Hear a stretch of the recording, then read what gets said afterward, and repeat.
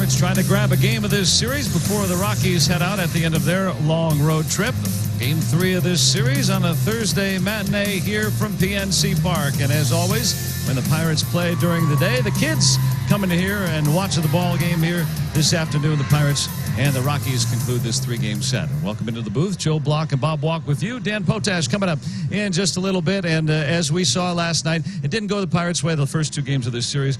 But Josh Bell continues to be must-watch momentum for him as he continues to astound us with what he's able to do to a baseball. It is absolutely amazing. In all my years, I've never seen anything like this. I mean, I've seen guys get on hot streaks with home runs and hitting in general, but the sheer power and the distance he is hitting these home runs is just an incredible thing to watch. It's not just here in PNC Park hitting balls into the river. It's wherever we're going.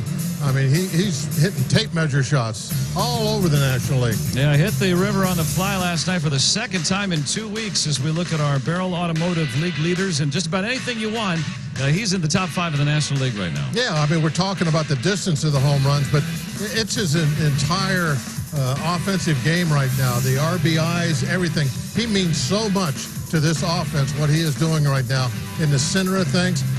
One thing I'm looking for is people have got to start walking him. As long as these numbers stay the same as what we're looking at right now, who's going to pitch to him? The walk numbers have to start going up. And every game starts with pitching, too. Jordan Lyles trying to play stopper today, make sure the Pirates get one in this series. Yeah, he's been pitching great for us. Love to see him go out there today. I mean, he doesn't have to keep that 1-something ERA. We're not expecting that. But, yeah, he's somebody that we can lean on now. And Jordan really has been ruling the National League. That 1.97 ERA against his former club, the Colorado Rockies, in town for the final game of this 3-game set. And it's up next right here on 8. Pirates Baseball on AT&T Sportsnet is brought to you by First Energy. The future of energy is getting brighter. See how at firstenergycorp.com.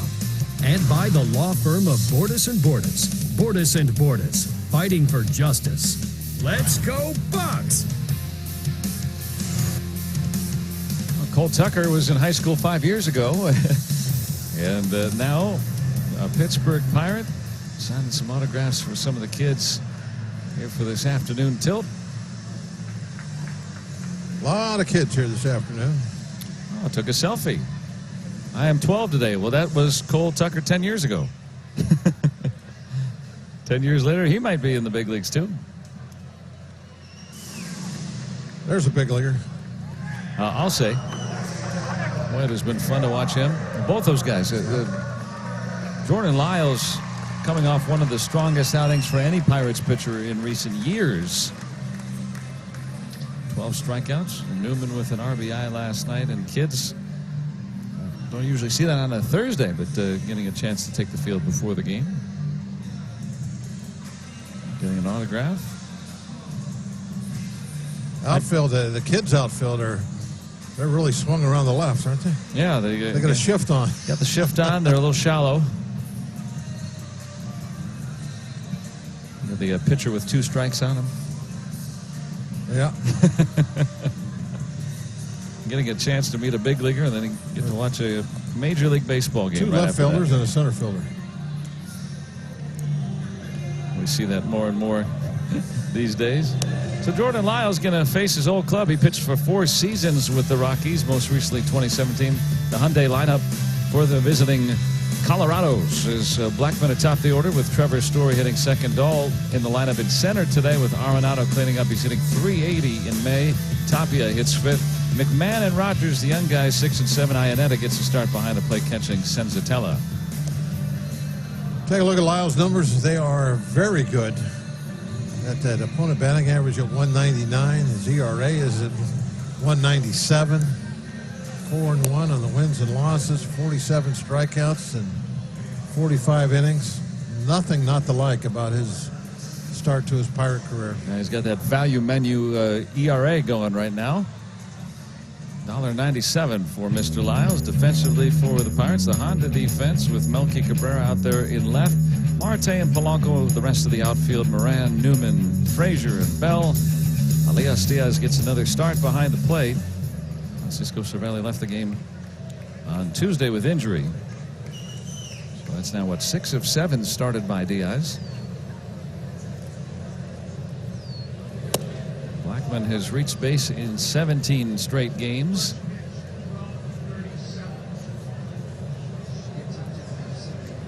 It is gorgeous today. Luckily, the rain stayed out of the area, too. Just got a little light rain here, what, about 11 o'clock or so, and that was it. Cool it off a little bit. Yeah, we were, or I was a little concerned this morning when I looked at the radar out over Ohio. They were getting pelted pretty good, but it's thinned out and moved on. Now, those clouds are going to burn off. You're going to have a very pleasant afternoon if you don't like it already. Well-located strike to Blackman.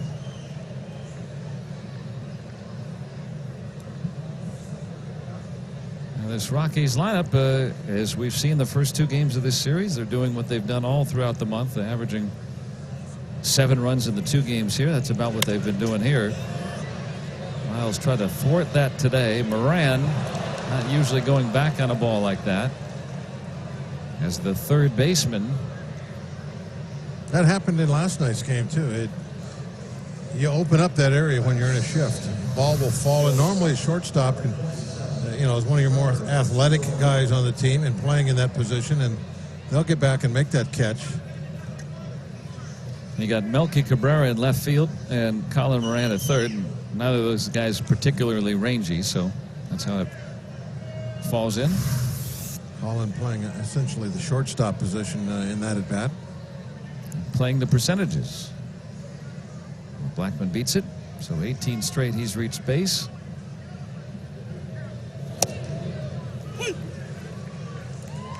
Strike call from Adam Hamari on Trevor Story. Book on him has been the good one in the major leagues. 99 home runs so far in his young career already. And ahead 2 strikes. A good high fastball by Lyles. He gets that established. It makes that curveball of his pretty darn good. There it is. If he gets to 100 anytime soon, he'll be the quickest shortstop ever to have 100 home runs in terms of games played.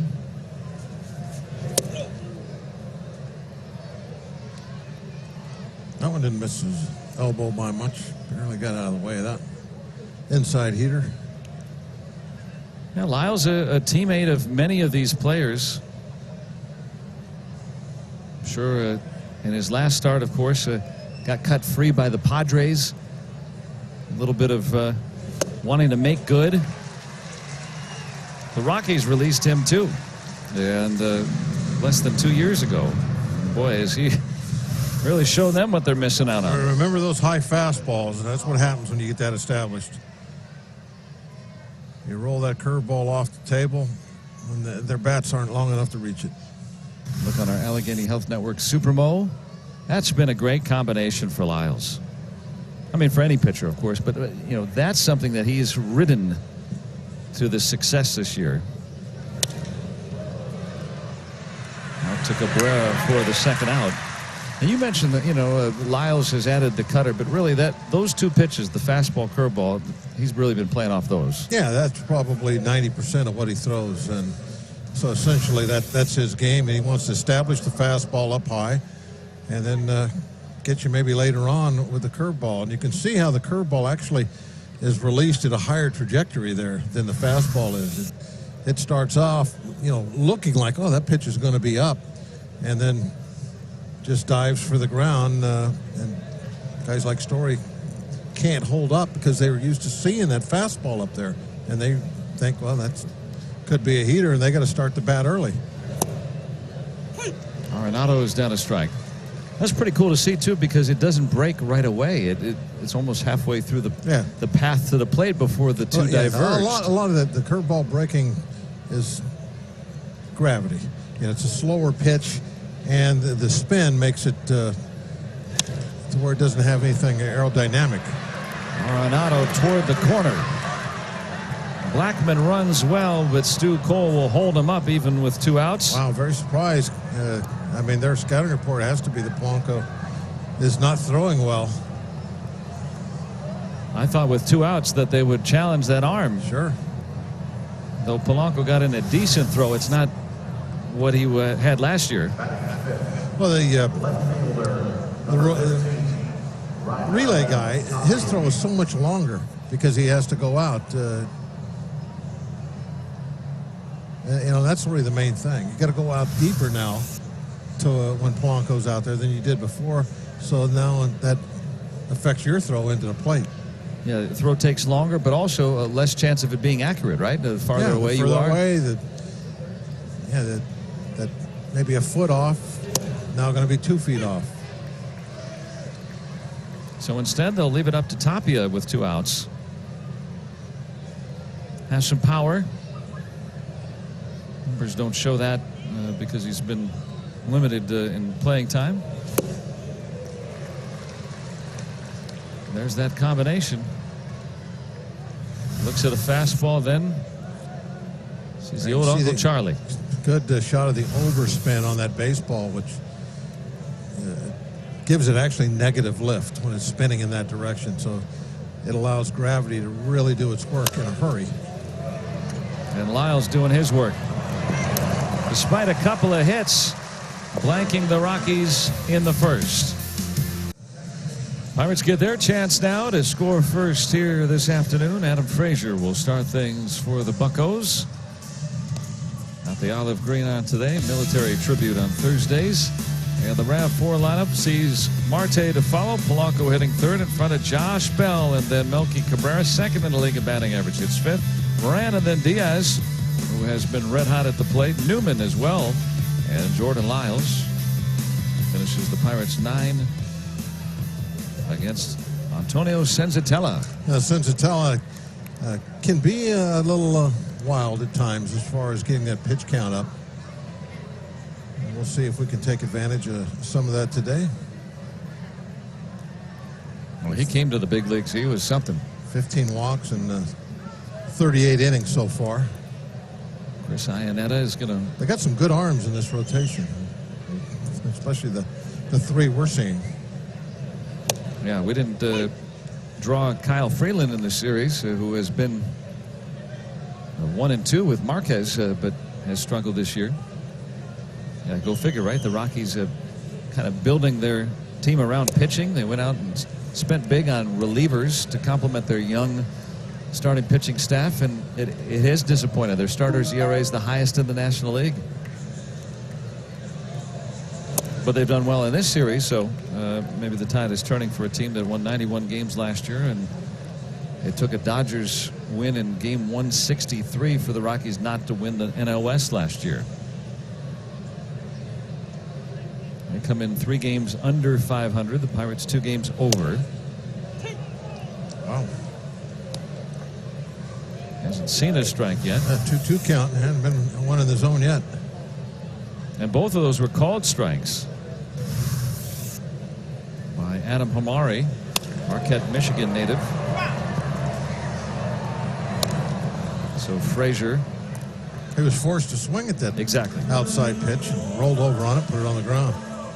So steamroll effect there.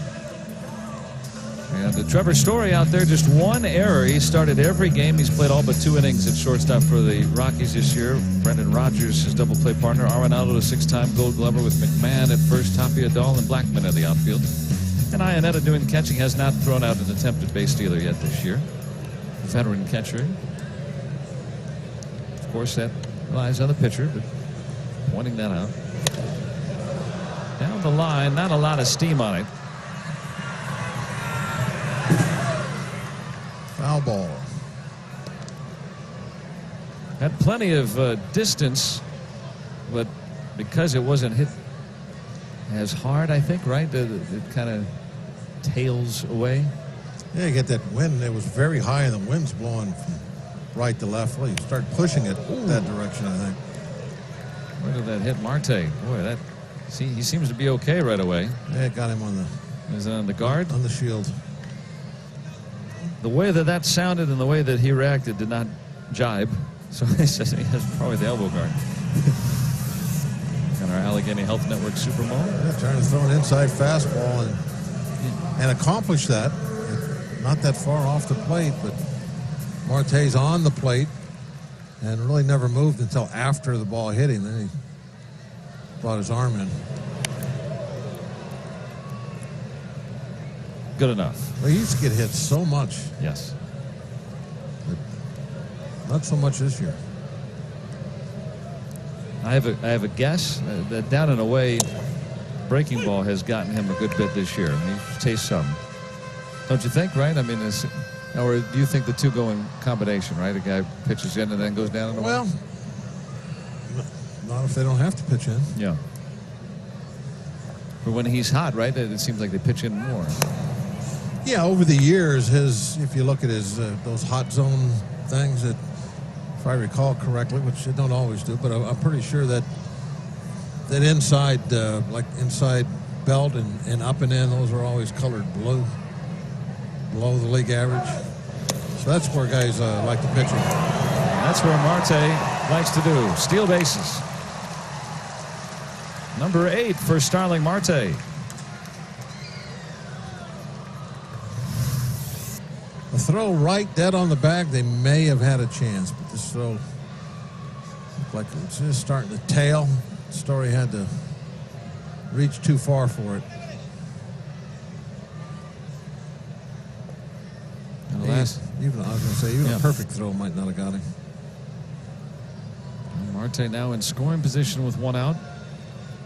Only Billy Hamilton and D. Gordon with more steals over the last 7 years in baseball since Marte came up full time. That one soaring in deep, and Polanco admiring a long blast. Take that, Josh Bell. I can do it too. That was majestic. Nice and high. Said, what wind? Paid no mind to that wind. One hop, and I think it took a big bounce off the Riverwalk into those trees, didn't it? I believe so. Saw it correctly. Home run number 5 for Polanco. That was a thing of beauty. Take a look, Gregory. You did good work. In that bottom outside box. So the hit by pitch costs the Rockies.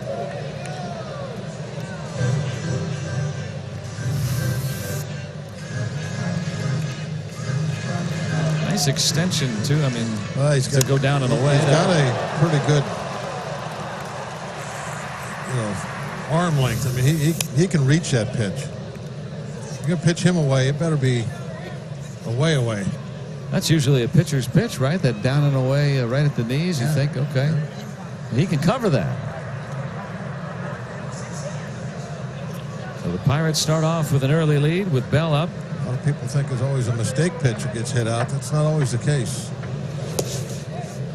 Hitters are good too. They can get you even when you throw the ball where you want to. Coming here to see Josh Bell. The rain went away. I think that sign worked. Gregory Polanco. This is starting to form as Polanco gets more and more regular playing time. I mean, remember, he was on his way to a career year last year. Starting to shape up as a nice, formidable middle of the order. Yeah, when we're in a position where we've got a chance for 3, 4, 5 to hit, we can set the table for them. They're going to do some damage. Second player with 3 multi-home run games in a month. Tied for second in that category with a few others. And he'll take the walk, which you said probably going to see a little bit more of. What else do you think, Bob? What are Rivers Casino tips to if win? you watch the pregame show, I kind of gave a little hint to it. 100 from Senzatello that's about his pitches. I think we can really get him to get that pitch count elevated real quick this afternoon. Getting that bullpen early. Thought we were going to get 440 from Bell. We still probably will, but the first one came from Polanco. I don't know if it made it 440, but it was well over 400 feet. What do you think, 428? I'm going to say 436. 436, close to 440. I had to look. That's what StatCast tells us. Yeah, that's hey, you might be right. StatCast is just a calculated estimate. Yep, depending on that spin we were talking about, the little aerodynamic factors. Sometimes you get a little less carry and sometimes a little more. Hitters always like to get a nice backspin on the ball so it'll carry a little further. Same thing with the outfielders. That's why they always strive for that perfect backspin on their throws so the ball will carry better if they're making a long throw. Rick Eckstein, the Pirates hitting coach, minored in aerodynamics, right? Does Probably now, not at least. so much. Probably does now a little bit. All the different talk about what angles and velocities, and there's so much more science, at least articulated as such. Yep. So there's always been that science, but different language for it. Cabrera down the line. Fair ball. Bell with one out. Going to be waved home. Stories relay. Bell is in with the slide.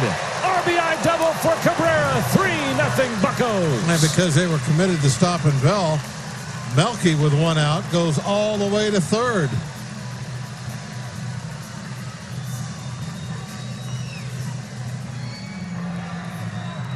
Melky Cabrera coming in second in the league in batting average. You know, if it's going to take an absolute perfect throw from your relay guy, how often do you see that? Send them. I mean, it's not easy to throw an absolute strike right on home plate from, 150 feet away. And so Bell scores from first. 3-0. And Moran comes through with a hit. That'll score Cabrera.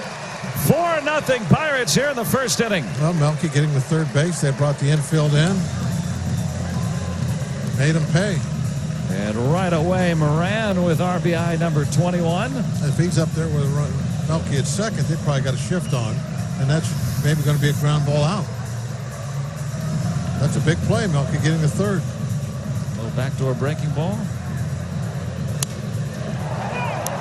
Moran hitting .361 with runners in scoring position prior to that. If they're in a shift, that's right at second baseman. And so a 4 spot in the first. The Pirates making a statement. For the Rockies got the better of them the first two. Don't have to be done yet.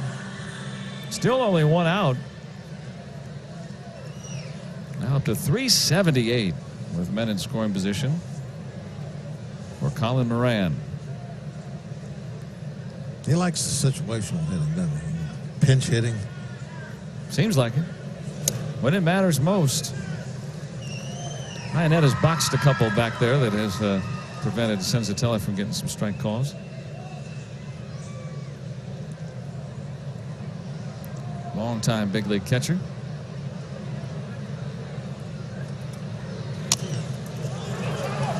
And the Pirates catcher off to the races. And he'll be the second out. Moran moves into scoring position. It looks like they're going to get at least 8 to bat against Senzatella here in the first inning. And they've done it in rather quick succession, too. You look at the pitch count of Senzatella, it's not all that crazy, but Bud Black sees his club down 4 already here in the first inning. They might mind pitching them. Hey, you got first base open, right? There you go. And they'll try Lyles instead. Good call. He intentionally walked. Yeah, they can't afford to go down anymore, so they would love to have Lyles leading off next inning, but they also don't want Newman to get a single and the Pirates score another run.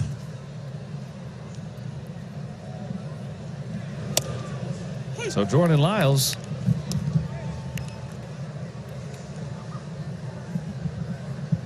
.114 in his career, couple of home runs.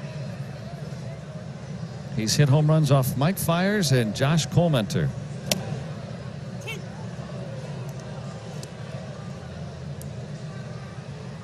Same kind of style of pitcher, right? That Colmenter comes right dead over the top. Yeah. I don't remember Fiers. Fiers similar, very similar. Fulminter was almost exaggerated. Axe thrower. Good stop by Iannetta with Moran at second and 2 outs. 4 runs in. Polanco a 2-run homer. Cabrera and Moran run scoring hits. Good thing with those intentional walks now, that bypass batter doesn't cost you 4 pitches on your pitch count. You can stay a little longer, I guess. Not a lot of break on that slider.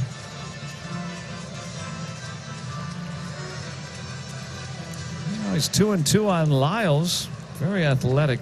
Lyles, one of those multi-sport stars in high school. Give you a decent at bat up there. He knows too. He smells blood at the plate, and if he can stay alive and get aboard here, it can make him a very casual afternoon. Polanco started things with that 2-run homer.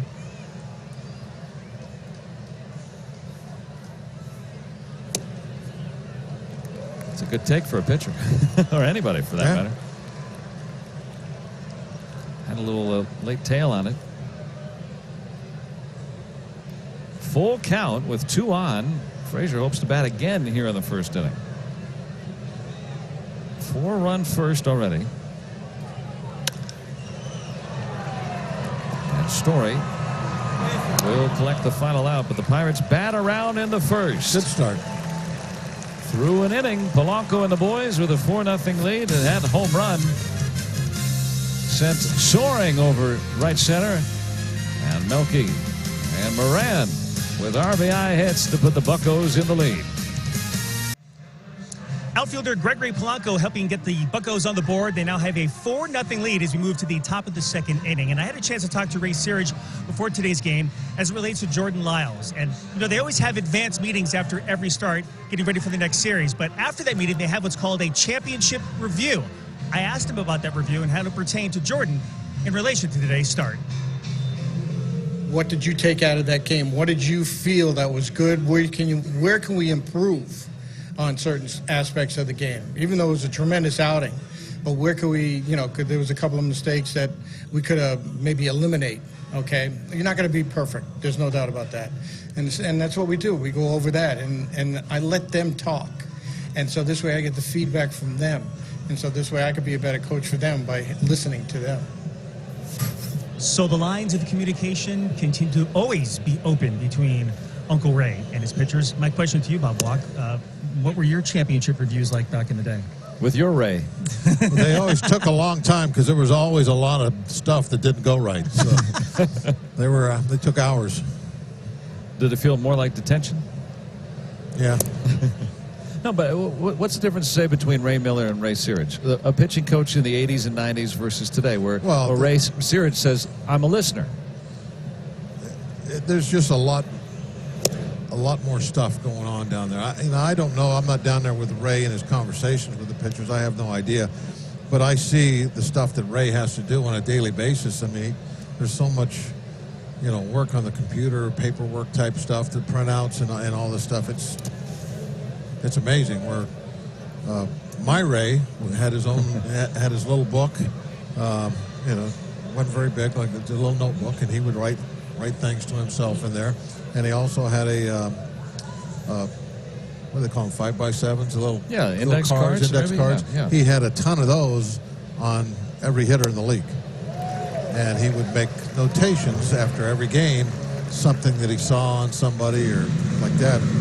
And before every series, he would get the index cards on the current roster that he had or we were playing, and he would go over them himself, and then he would talk to the catchers, anything that was on there that they wanted to see. And you mix that in with your advanced scouting report, which you have your advanced scouts that's been watching the teams that you're coming up to playing. They're turning in their reports, and that was about the extent of it.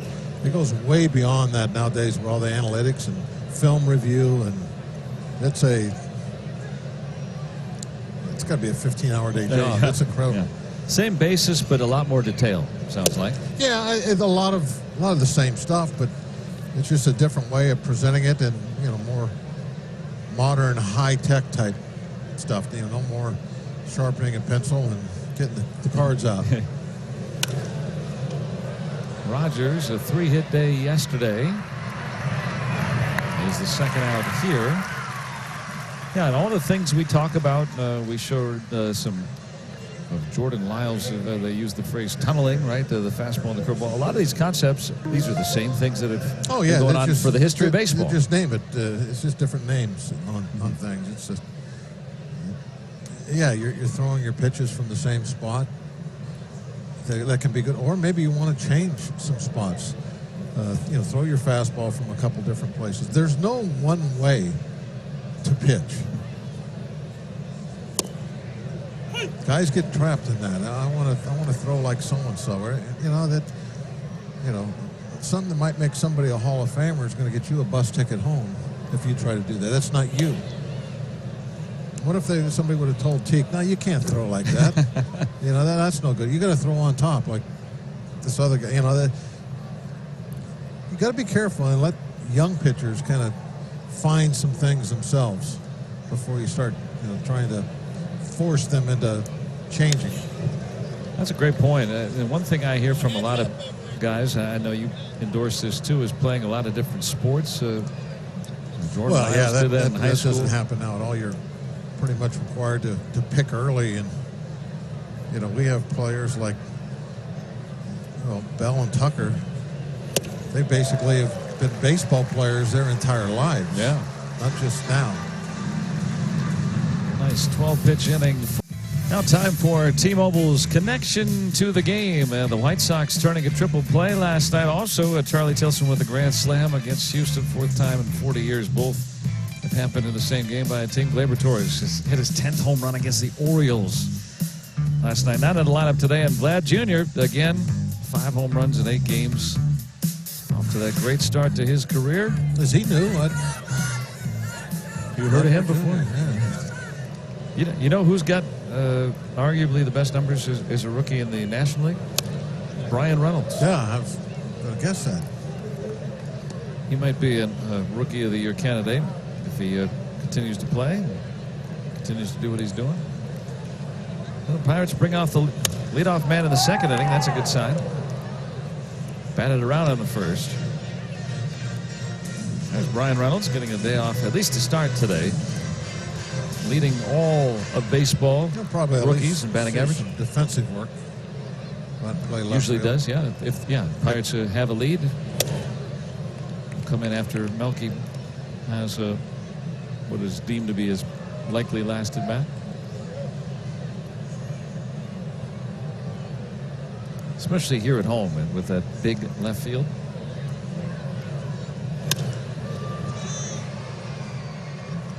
Notice Tapia, too. He's played shallow.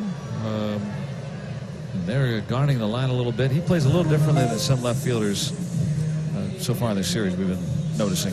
He's used to having 3 or 4 acres behind him.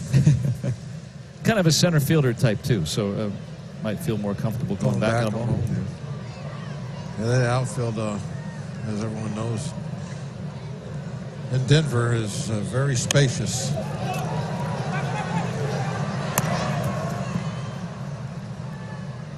2 quick outs out of Gregory Polanco, who had just a great-looking home run, an important one, too. The Pirates on the board last inning. A look at StatCast AI, powered by AWS. An off-speed pitch down and away, and he goes out and hooks it. 36. Longest home run of the year for Polanco. It's hard to leave the park out that way. Yeah. You pointed out, too, the breeze might have cut it down a little. Yeah, at that point, the wind was kind of odd. It was blowing almost straight in. A couple of hitters before that, there was a ball hit down the line that ended up going foul, and that's when I noticed how much wind was blowing that direction. So he had to cut through the wind to hit it down by the squirrels. Wind kind of shifted now. It's blowing up the river. It's been out to left or, like you mentioned, up or out. on occasion. Polanco now moved into the top 10 all-time home runs here in this ballpark.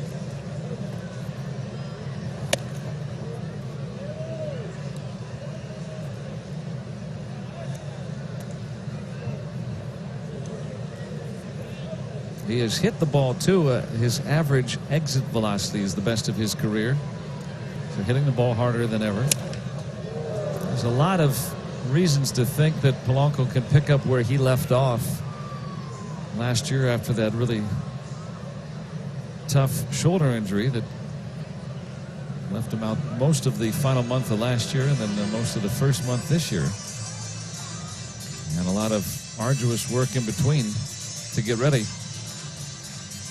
And we noted earlier, you know, the throws in from right, that's going to take a while for him to get back. He may never get back to quite what he was. No, as long as he hits, just all he has to do is throw it to the cutoff, man. They're not going to worry too much about that, as long as he hits. Well, it's good to see that the shoulder injury didn't sap his power any. Not at all. That was just in the back of my head. I just wanted to see it again, you know? And, boy, we've seen it. Take it to the river. I like it. Your boss thinks you're sick. Drop me in the water. Now they're going to know. That fish that sings that song. You ever seen those? That singing fish on the wall? Yes, I have. I've thrown many away through the years. Oh, you've had a couple of those. I've had family members that have owned them, and when they've asked me to help them move, They used to be one of the first one I saw. made their way to the trash. On the wall in the clubhouse in Chicago. What do they call that? Billy Bass or something like that? Yeah. The first was out there. Yeah. Everybody walked by there. They hit whatever the little button is or something. I don't like singing animals decorations. We've had a Santa Claus at our house that has made its way too. I'm in charge of packing up the Christmas decorations, so he got lost on the way to the he got attic. lost. I don't know how that happened. Polanco strikes out, so Senzatella rebounds with a 1-2-3 inning. Through two.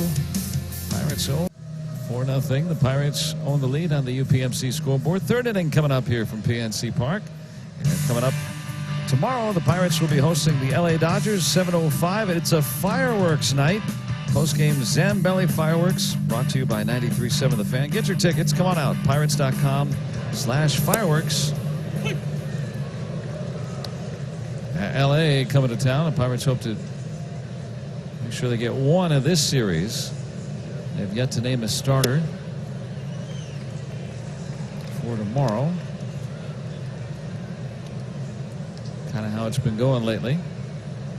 So that's why when you got a guy who's been in the rotation all year, like Lyles going, you want to make sure that you take advantage, and they staked them to 4 first-inning runs, so a good start.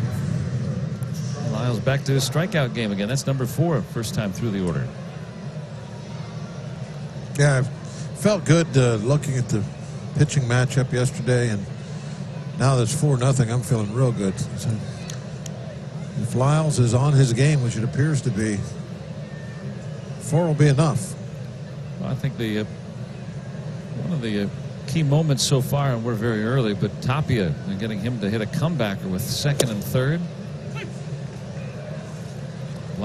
Blackman was left stranded at third base. Stu Cole did not wave him home with 2 outs. Thought they had a chance to send him. Well, they didn't have a chance. You know, I mean, it was going to be. That's one of those scenarios. If I guess it was Frazier out on the cutoff at that point. If he makes that perfect strike throw right on the plate, then maybe Blackman's out. But what's the chances of that? And the Pirates, conversely, in the bottom of the inning, Said Bell, go. Took the same chance, yeah. Wasn't a bad throw. It actually ended up being, I think, a little late to boot. And that was with 1 out. Yeah. So the Pirates were a little bit more, as Joey Cora is wont to do. I mean, he is usually a little bit more aggressive in that regard. And veteran third base coach, as is Stu Cole. But some teams like to do it a little differently. And the Rockies, who had been scoring a lot the first 2 games, maybe they said, all right, well, we'll just get the hit right here. And it didn't come. So instead, the Pirates took all the runs in the first inning. Maybe a turning point for Bud Black's group.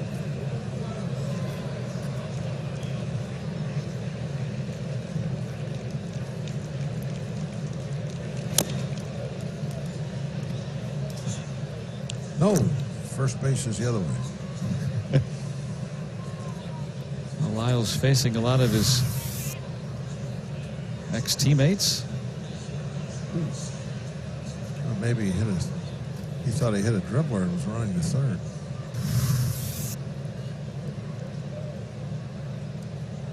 And he knows the scouting report on these guys, having played with them. He's pitched against them too. What a great.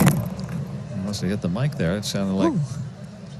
Got my attention. Aunt Minnie dropped the glass on the window there. There you go. There it is. Rick Kubia's parabolic microphone. Picked that one up nice. Yeah, sorry, Rick. Right into the shift. And a couple of outs. So for Lyles, the ex-Rocky spent 4 years in a Colorado uniform, and in his first year, was covering the plate, broke his left hand, his glove hand, trying to cover the plate. Missed over 2 months. Had toe surgery that ended up losing 4 months of his second season. His third year with the Rockies, remember, it was actually 3 years ago today, hit Ryan Vogelsong in the face with a pitch. And then the next year, his final year with the Rockies, got released on August 1st. It's behind him now. And Lyles, talking with him in spring training about that phase of his career. Remember, he came up with the Astros at age 20 and still didn't have it. He's still in his early 20s with the Rockies. Still trying to learn himself as a pitcher. And he thought with Milwaukee and now here with the Pirates,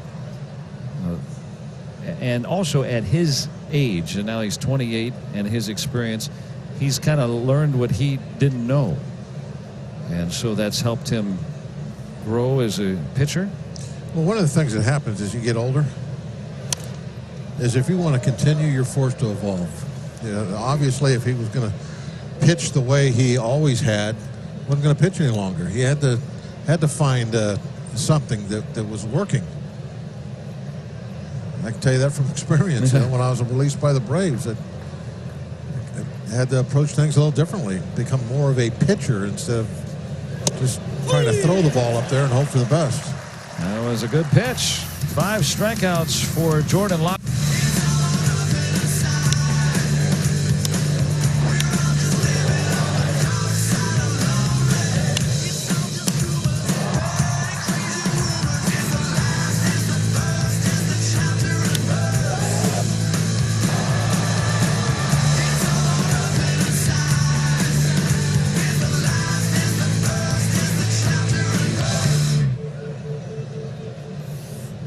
Music from the Clarks, a Pittsburgh tradition.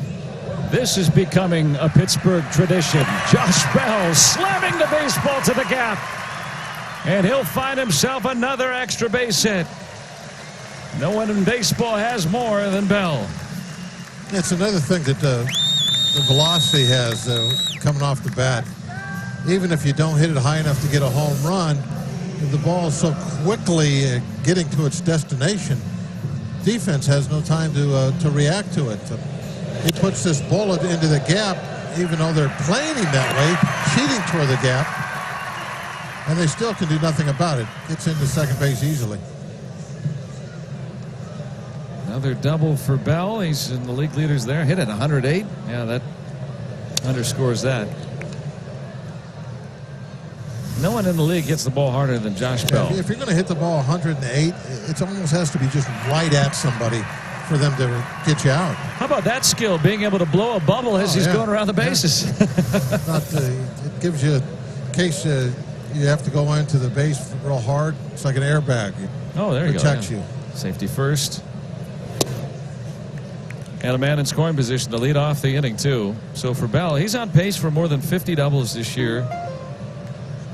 We keep talking about all the different things that he's doing. He'd be one of 5 Pirates ever with 50 doubles. Among all the other things that he's been doing. He's halfway to his career high in doubles. It's May 23rd. Look at that game. There it goes. Now cut the bag. Airbag. Cut the inside the bag. He's got his airbag though, right? That's a double bubble. Works as like a mouthpiece. Yeah.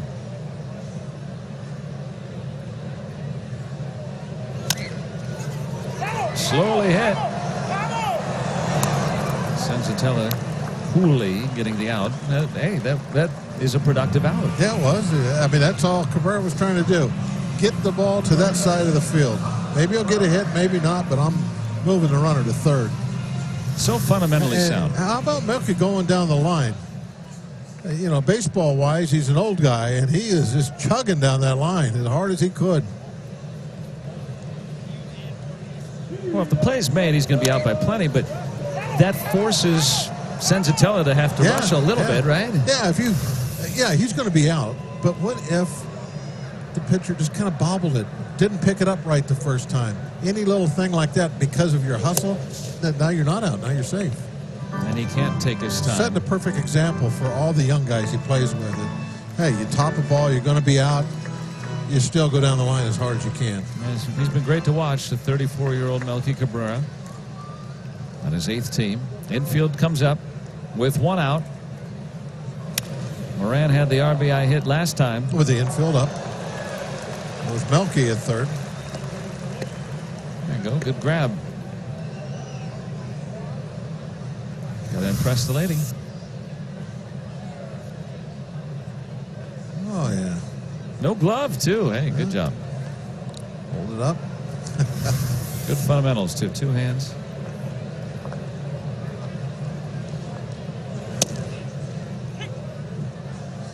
Look a little in.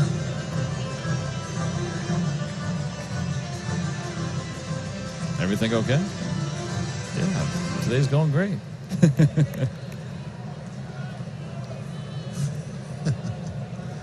Mel at third. Pirates trying to pick up their 5th run.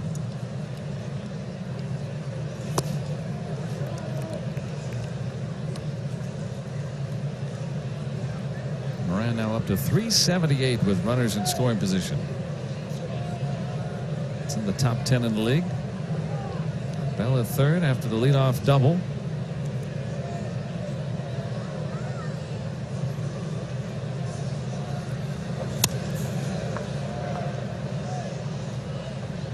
Now, how do you hit a fly ball here? What do you... Try to hit it the other way, to left field. Looks like that's what Moran's trying to do. It's much easier to lift the ball in the air if you go the other way than if you pull it. I mean, you look at the spray charts. It's almost like that for every hitter. That's why you see a lot of times you'll see a team play on the infield to pull, and you look at the outfield, and they're playing it, shading the other direction. Bell trying to get Senzatella to balk.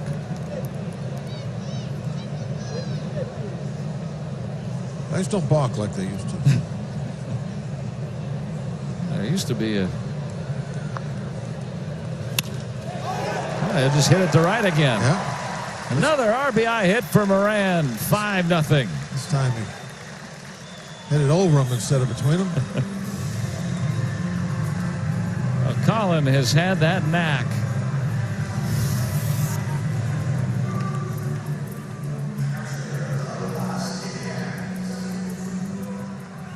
Up to 395 with runners in scoring position. If you could split those ribeyes like you could split a real ribeye, you give half of it to Melky.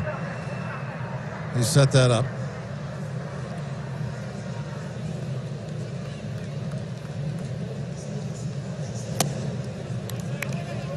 And now Elias Diaz. 395, 20 men driven in. What a clutch hitter Moran's been.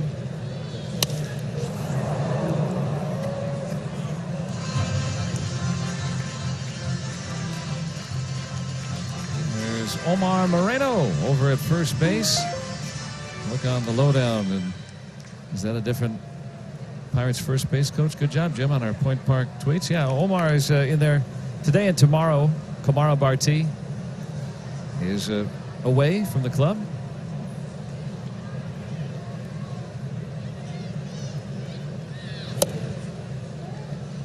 Omar's a good guy to have over there. He's one of the all-time great thieves.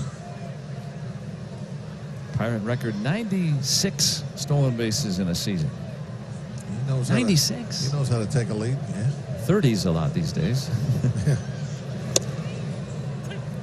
Is that 1980 he got that? I think so. Sounds right. Came in second in the league. Ron LaFleur, right? Had 97. Ron LaFleur. Yeah. I witnessed number 97. That's why I know that. Oh, is that right?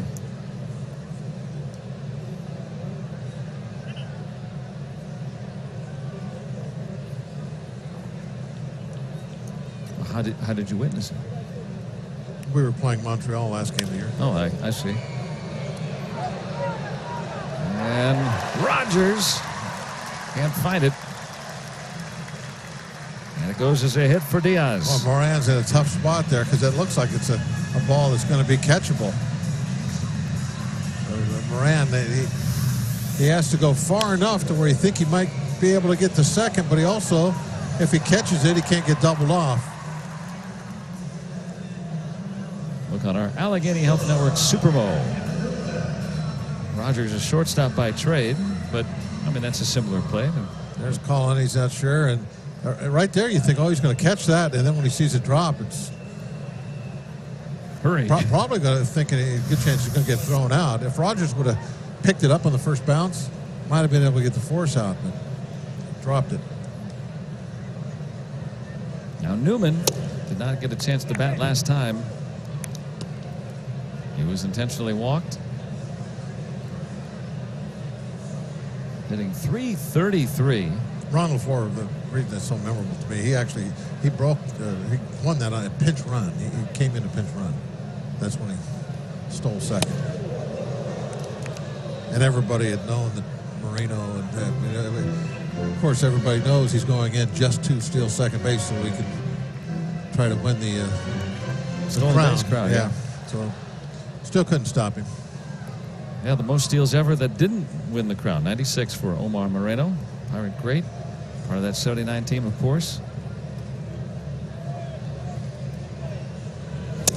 Watching all those games, I still hear Sandra's whistle. Remember watching those? The way to kind of get him going? Boy, the Orioles did not like that.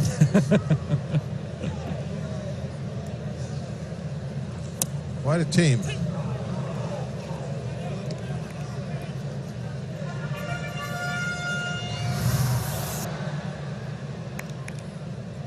Now it's in there. Our WB Mason strike zone. 2 on with 1 out. Pitcher is due next.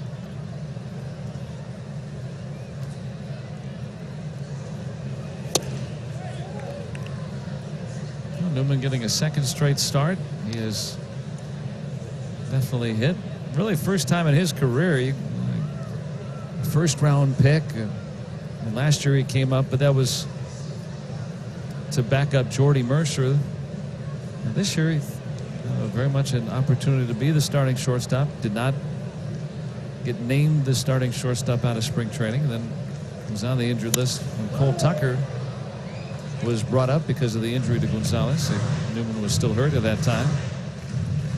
So he's still trying to carve his way into the lineup. There's Tucker. He's got several starts and started 3 games in San Diego, a couple of times at second base, and now back-to-back games here. All 3 candidates for that job are good defensive players. A little bit better, maybe. If you really want to pick them apart, but the question mark for I think all 3 guys, who's going to hit? And if a guy's hitting, which Newman's been doing right now, then you might as well go with him. You think he's going to get the nod? Then that makes a lot of sense. First time really in his life to be that underdog role, though. But what's he done? He just wants to help the team win. And I know that's cliche, but there's some guys that pout. Some guys sulk. When your name's called, you go out there, you do as best as you can, and the things will always sort themselves out. And usually the nod goes to who does the better work with the bat. He's doing a nice job spoiling some here. He's fouled off 3 in a row. Remember Chase Darno? Yeah. He's still bouncing around. Yeah, it was the same thing with him and Mercer. Chase Darno was the more athletic, and I mean, he put on a show, out there, great arm, this and that. And Mercer was kind of that steady guy.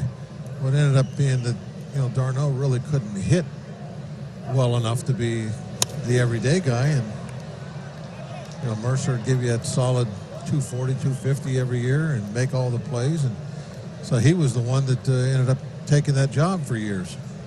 The Tortoise won the race. That's kind of the way it went. Not that, Mercer was not athletic. I mean, you got to be athletic to play shortstop in the big leagues, but there was a difference between the two of them. Mm-hmm.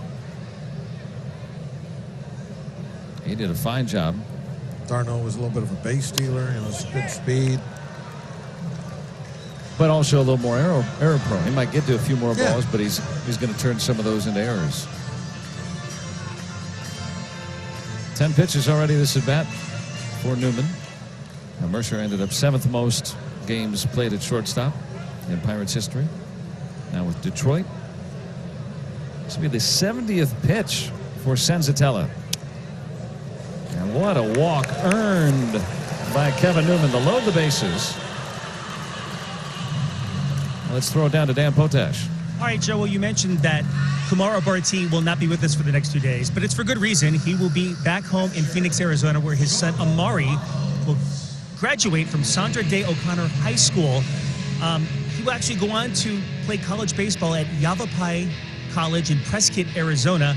In case you didn't know, quite the baseball player. He helped the Eagles win the 2018 6A state baseball title, the very first one in school history. So congratulations to the Barti family. Nice stuff, Danny. Thanks. Yeah. That's a beautiful place to go to college. Prescott. Prescott. Prescott. Is that what it was? Prescott? Yeah, Prescott.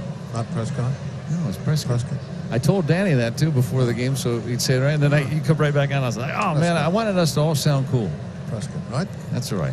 Nobody that's listened to us is from Prescott. How about Jordan Lyles? He's from Prescott. He's impressing, that's for sure. 2 RBI single.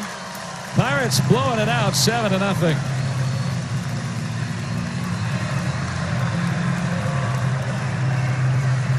The last time Jordan Lyles got a hit was the month after he got released by the Rockies.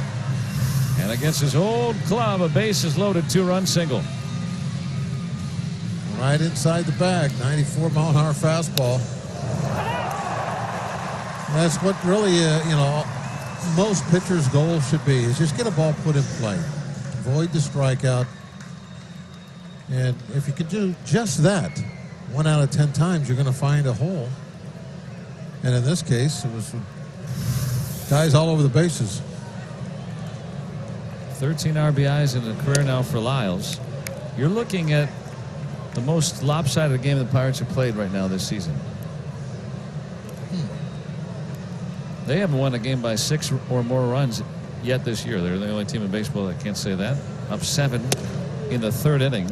Of course, that can change a little, but I mean, this is rare. We've not seen it.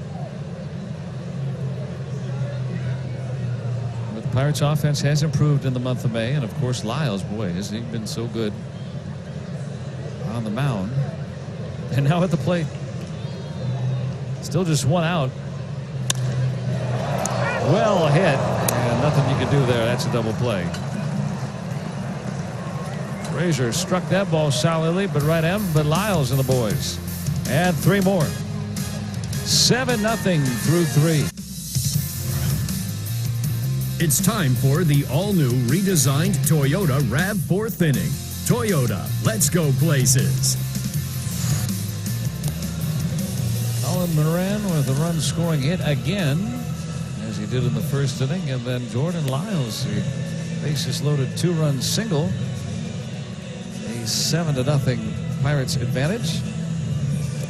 Calling all graduates, the class of 19 night coming up tomorrow when the Pirates host the Dodgers at 7:05. The ticket package is $19, and you receive an exclusive class of 19 t-shirt and a ticket to the game. So come celebrate with fellow graduates of the class of 19. Get your tickets. Go to pirates.com/class of 19. Prices will go up next year, I think. A lot of kids here today, all over the place. Saw a few of them. I think those blue shirts walking out. I think they're kids from NA. North Allegheny. There you go. Any relatives? I have a granddaughter in that bunch there today, somewhere. I know she hurt her ankle. She's got a boot on. A group of ushers here at the game today. Wait, no. Those are some ballparks. They wear that neon green there. Great to see all the kiddos out. That's something that I was reminded of yesterday. I was talking with Jeff Hartley, one of the Pirates relievers, who just got called up for the minors. In the minor leagues, they have a lot of these games before school lets out, where they play at, say, 10 in the morning, 9:30, 10:30 in the morning. Same idea. You get kids groups out, but even earlier in the day.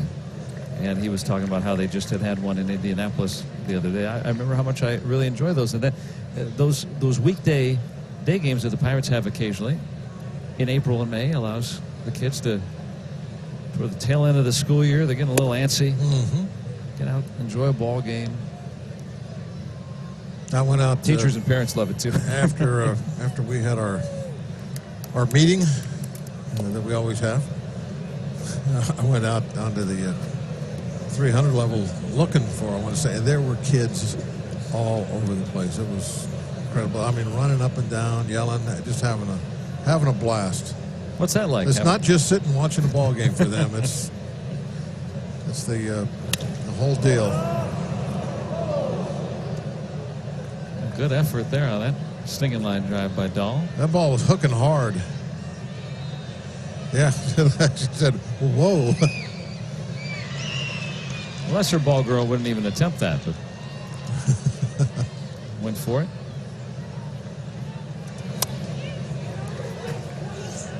Fair ball. That's about as easy an out you'll ever get. Plate is in fair territory. All right, good quick reactions by Diaz to jump on that ball.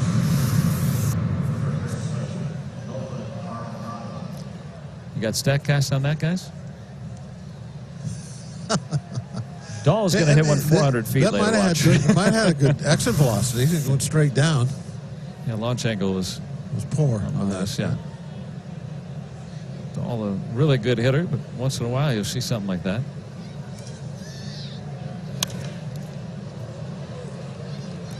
Arenado. That's the second out. So Lyle's working with a big lead here. Hammering the strike zone, just 49 pitches. Did you like that? I mean, obviously you feel like you're going to win. Absolutely. I've actually talked with a few pitchers that prefer closer games. Not me. They think they lose focus, but no. you like the big advantage, huh? Bigger the better. Because you know you're going to win, or is it or did it allow you to do things differently on the mound? Yeah, the stress level comes down. You don't have to be making a perfect pitch all the time. You can, go after the hitters, be extremely aggressive, try to keep your pitch count in control, and as long as they're putting the ball in play and hitting atom balls, you don't have to change. I mean, you can go for a couple innings, maybe just quick 2-3 pitch outs. So back among the ERA leaders, second in the National League. The goofy and archaic ERA qualification that still exists in baseball had him not qualifying for it when the day started.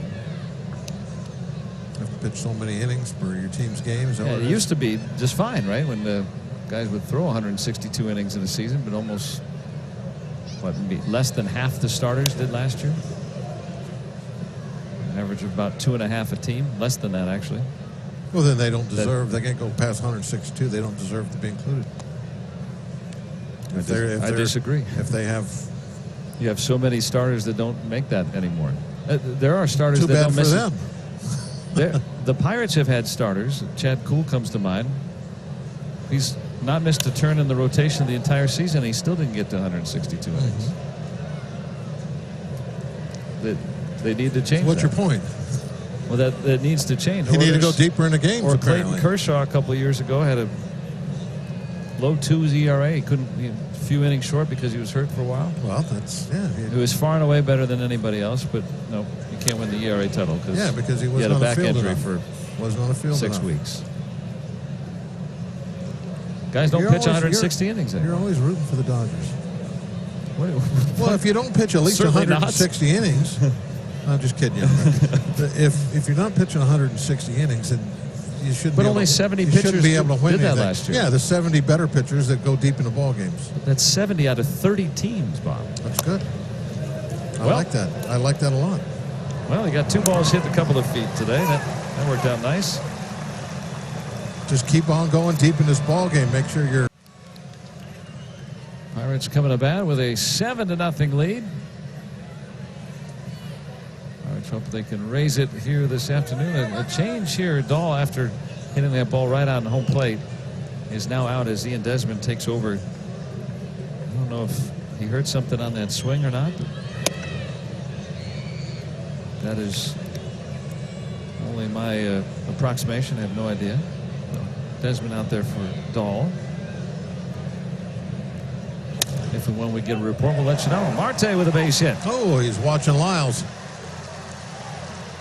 Right down that first base line, a leadoff double for Starling Marte. That's the same place that Lyles hit it. How come Lyles didn't get a double? Well, Marte runs very well. How about that? Yes, he does. As soon as he sees this ball sneak down the line, right now he smells double. He's not going to be denied. The Pirates for the second straight inning lead it off with a 2-base hit.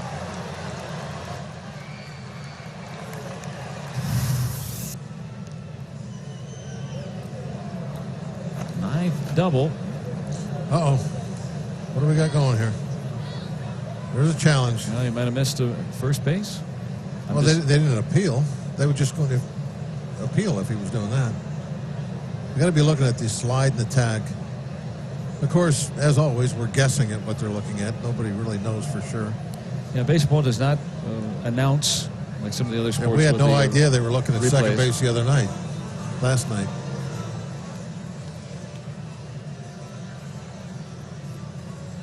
They are reviewing the play at second. As we have made contact with Manhattan. Now let's see. On the bag. There's the tag.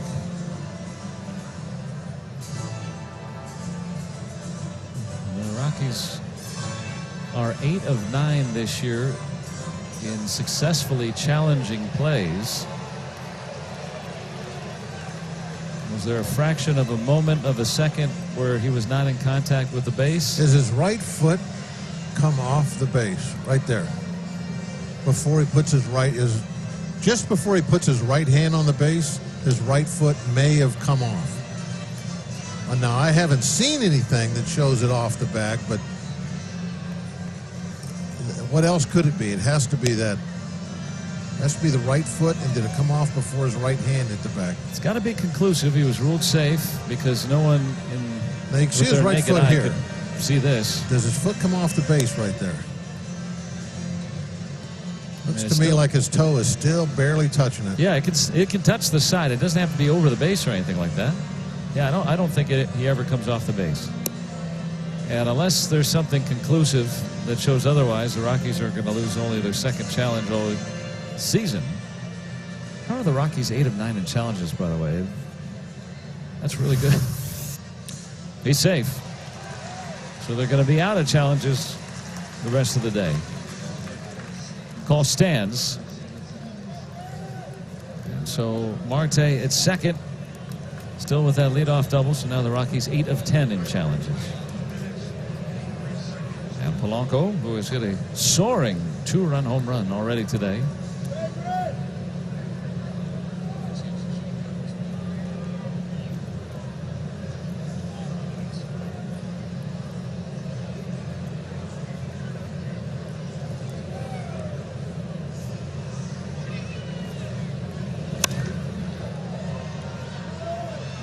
And strike one. And Chad Bettis getting up in the bullpen for the Rockies. He was up last inning, too, for Senzatella, who Might not have gotten out of the last inning if he didn't get that line drive double play.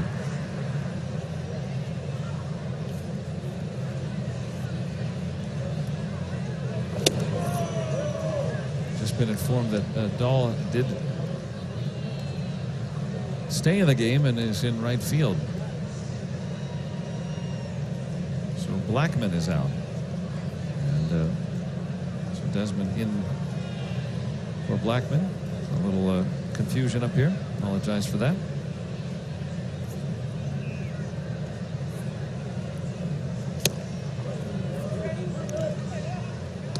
Now ahead of the count on Polanco.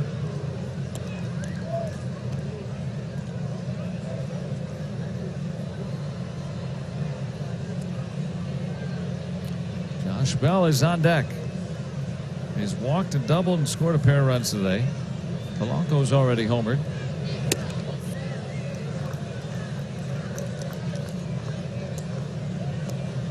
The Cobra. Well, that is a nice jersey today, huh? Another great right fielder.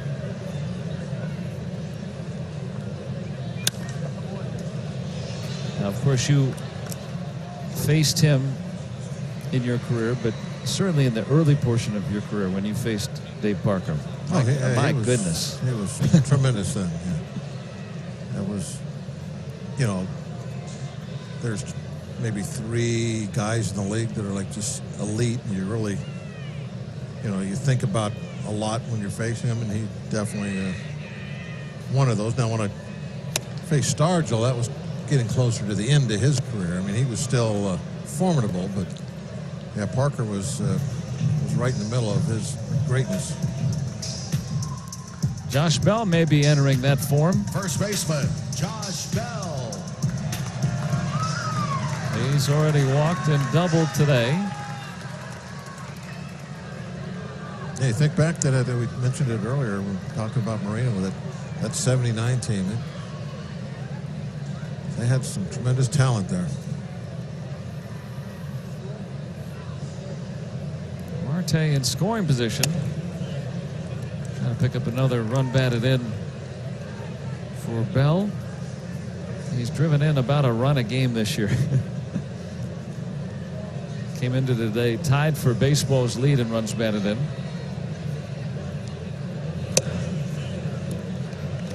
And what's so remarkable, we talked about this when the game started, is it's not just hitting a bunch of home runs. It's not just, well, he's driving in runs. He's also one of the leaders in batting average, too. I mean, he's spitting on pitches that are just off the plate.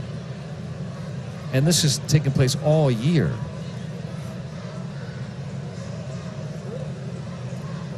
Extra base hits.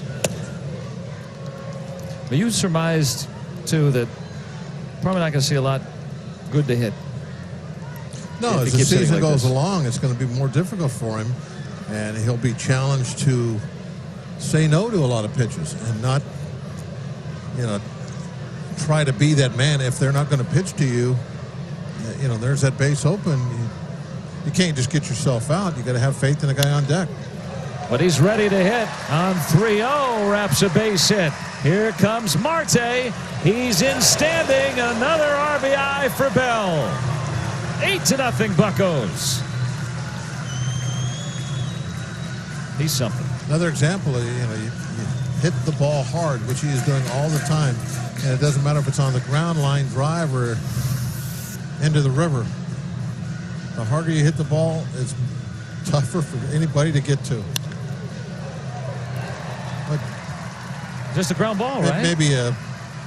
Maybe time for 1.5 steps before that ball was by him.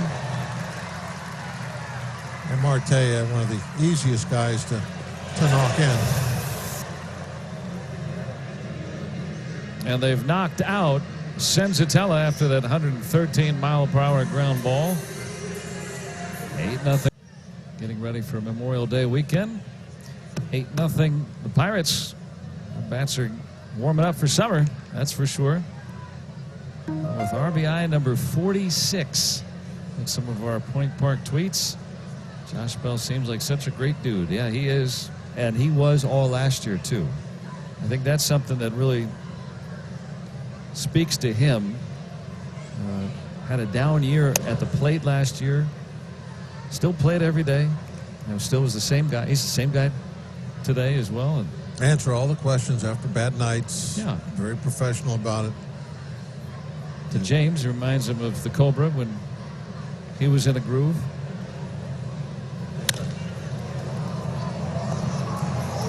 They get the out there and there. Rogers a good double play turned, tagging Bell to get the first one. Pirates enjoying an 8-0 lead through 4 innings. And there's Francisco Cervelli, who did not play yesterday and not starting here today. And a look at our Allegheny Health Network injury report. Did get the start in the opener of this series Tuesday night. Stayed in, hit, but came out an inning later with that chest contusion, and he has still not returned. In case you're wondering where Cervelli has been, because remember, he did not play in that San Diego series. That was intentional, though. Clint Hurl wanted to sit him, get him right, and have him do some work hitting, and give Diaz a chance to get some regular work so that get his bat going, which it has. But right now, injury keeping Cervelli out of the lineup the last couple. Diaz has done just fine in his stead.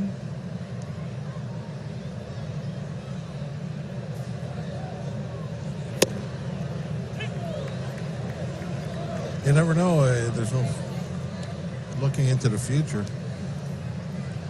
If you knew Cervelli was going to get hurt, then maybe you would have waited because you knew he was going to get regular playing time anyway. Oh, sure, right. They got the 4 days, and now it's going to keep going for a while until Cervelli can shake off the contusion.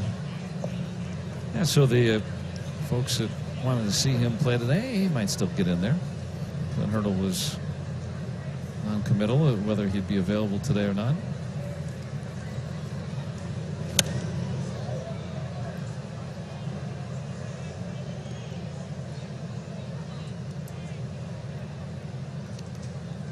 Well, Lyles has picked up his end of the bargain again, getting ahead of hitters. Gave up 2 first-inning hits. Pitching like an ace. Those have been the only base runners so far. Newman with the first out. That's a ball that you don't catch if you're not in a shift. I think we noticed the ones the other way around a lot more. Yeah, so often, I want to point that one out to make sure we're fair about it. That's a base hit if you're just playing the pull. Well, these days in the age of information, teams certainly wouldn't do it if it didn't work. So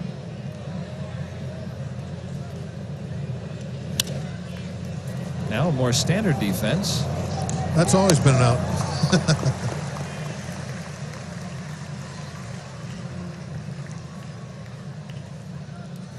And 2 outs for Lyles.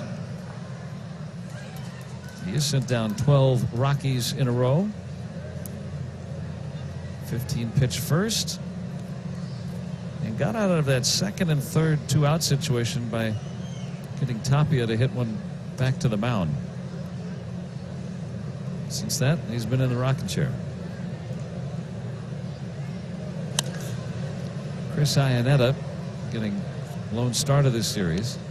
He'd been around a while. He came up with the Rockies and has bounced around, come back to Colorado the last couple of years, but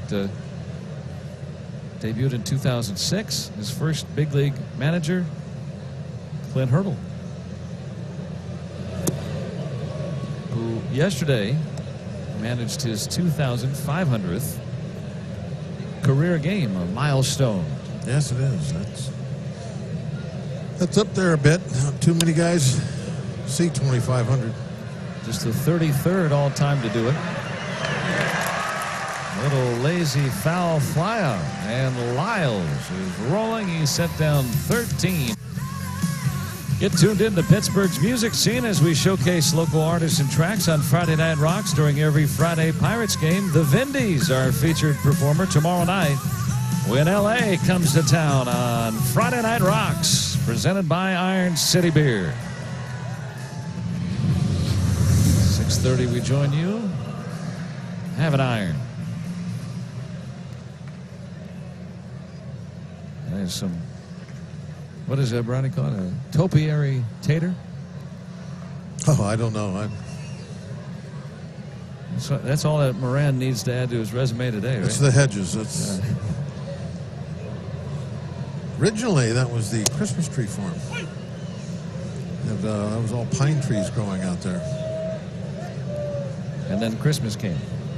I guess. All right, what can we do with that? I'm going to say first couple of years, pine trees. Well, whoever does that's got to do mine, because mine looks pretty unkempt right now. He must have been listening to you. He took a shot at the hedges. That's right. He'll get another chance.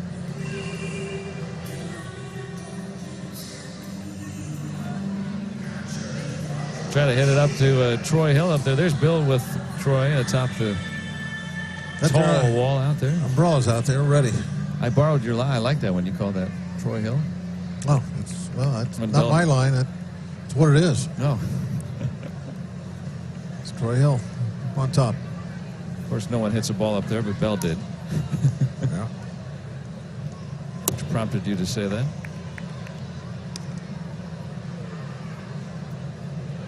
Troy gets here early. Gets the trimmer out? Yeah, he brings the hedge trimmer and takes care of those bushes. Very nicely done.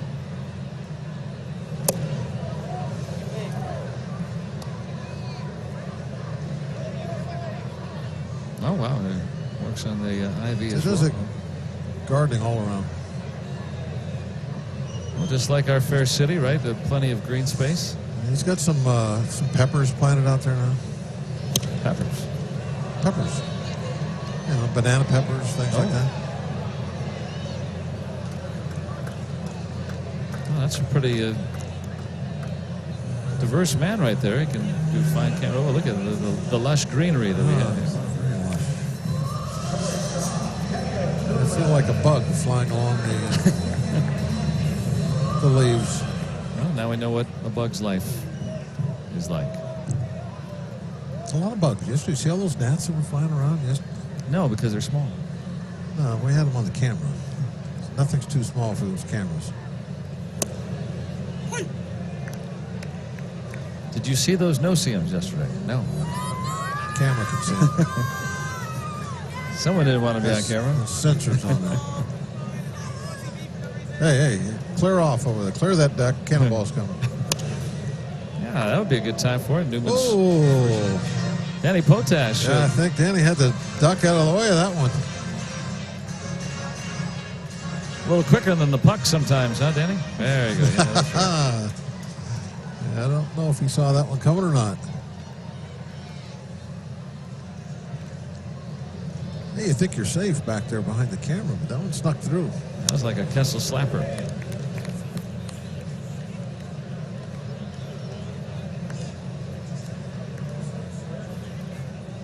Newman has been intentionally walked and unintentionally walked today.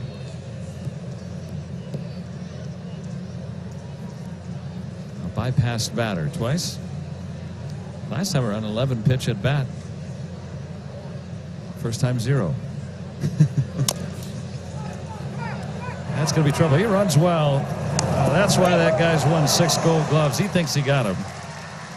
Arenado's won the Gold Glove literally every year that he's played in the Major League. But remember, they're out of challenges. That's right. So it's a base hit for Newman. That's a tremendous play by Arenado.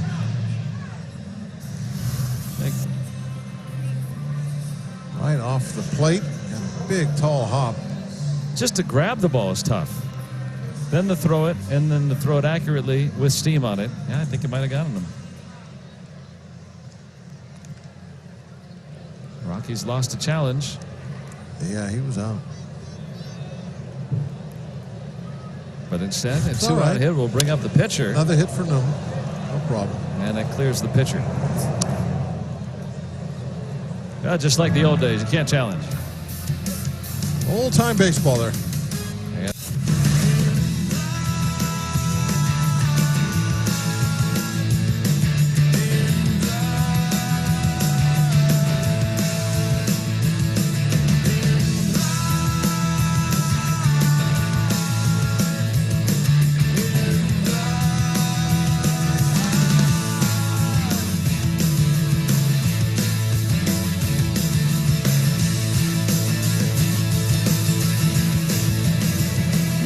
from the Clarks. On a Thursday afternoon, it's been all Pirates, 8-0. And we haven't seen a game like this yet this season. Nice to have the Pirates bats working in conjunction with the pitching and showing the kids how it's done. Got it all going this afternoon.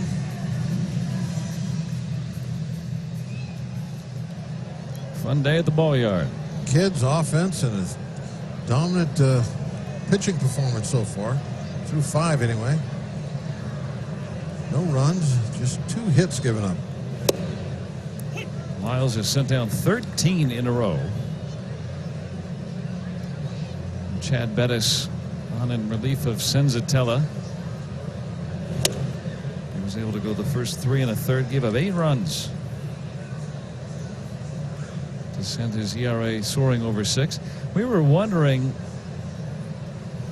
coming into the series, we look at the numbers, the Rockies with the highest starters ERA in the league. Their starters don't go very deep in games, And what do? Marquez goes 8 scoreless, and then Gray 7 innings yesterday. That's the first time all year that had happened. 7+ consecutive starts for the Rockies. So, well, we didn't get the right scouting report. Well, now, okay, that's starting to even itself out a little bit. All right. Don't you think this year has been tougher than ever as far as predicting on a series by series? What's going to happen? What's going to happen? Yeah. Oh yeah, I have no idea. It is. It's been incredible. Well, I mean, if you look at it from one vein, if you like run differential, I mean, the Pirates have, when they lose, sometimes they lose by a large margin. When they win, typically it's been very close. So you look at the run differential and you go, well, this team maybe is performing better than it should be. But I think coming into this season, and I think that's what you kind of like to go by, is you look at the team on paper. That's the first hit since the first. Desmond just into the game. Batting for the first time, has a double. But, you know, and then the feeling that you get around the guys in the clubhouse, too. There's a genuine like for one another. I think that helps somewhat. Obviously, you need the talent, but they've gelled and they've survived. Coming into the game yesterday, they were a wild card team if the season had ended, believe it or not, with all the injuries that they've had. So they've had some guys step up, some rookies, some veterans who've come in. I think Lyles is very happy with that slider he threw. He doesn't throw very many of those. Hung that one. Gave up the ball into the gap. You could see his reaction where he just kind of jumped in the air and spun. He was upset with himself. I don't know if it was because, why did I throw a slider, or if it was just because it was in a poor spot. Well, Lyles has been working on that. And, you know, he said he would get in trouble throwing it down and away to righties. And that one's right down the middle. Yeah. Well, that's a spot I always get in trouble, but that's something that he's trying to work on, try to backdoor it. Oh, there's one there. Got him out.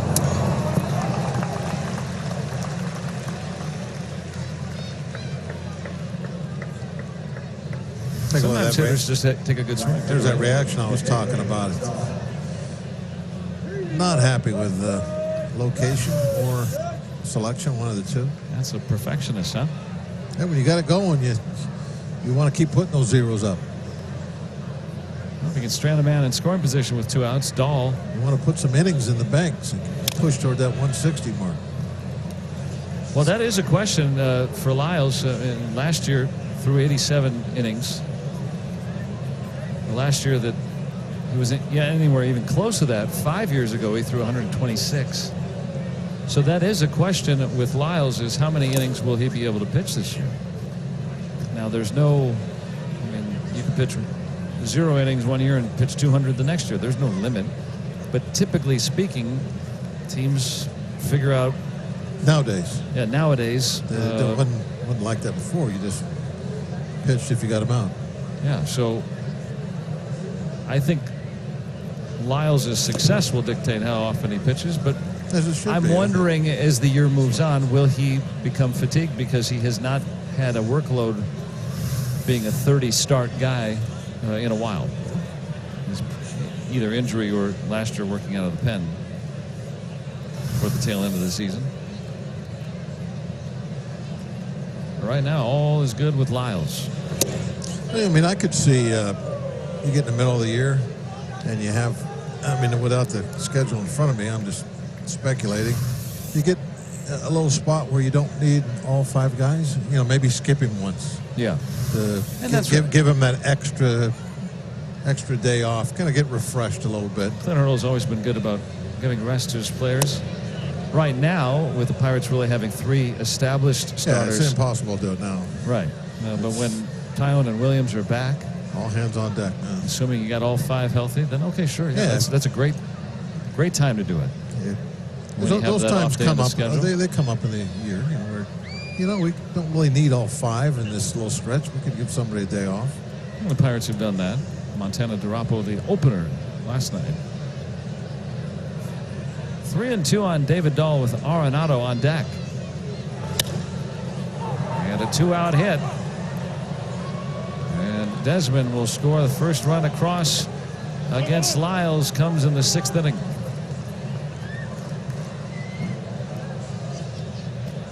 8-1 now. Kind of breaking ball. That looks more curvish. Tried to backdoor the curveball. Maybe left it up a little higher than he wanted to.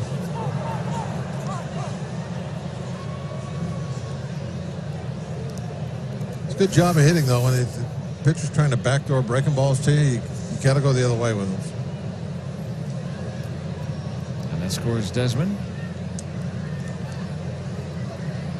Got to face Arenado now, who's doubled already today.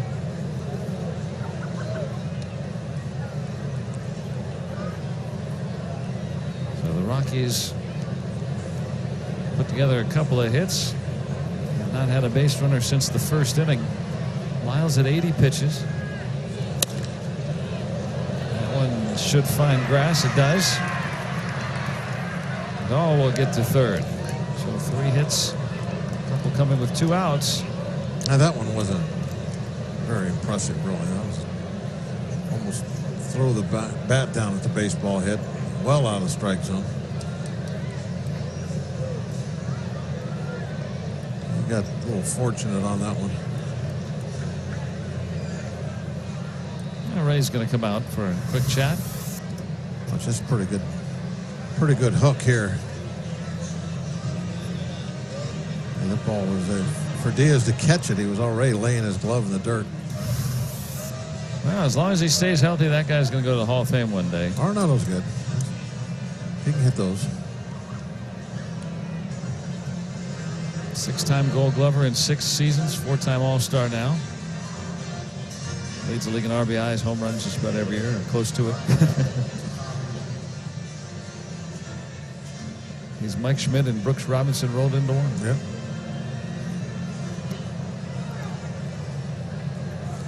Tapia batted with 2 on in the 1st inning and hit one back to the mound. He's got 1st and 3rd here. A run across.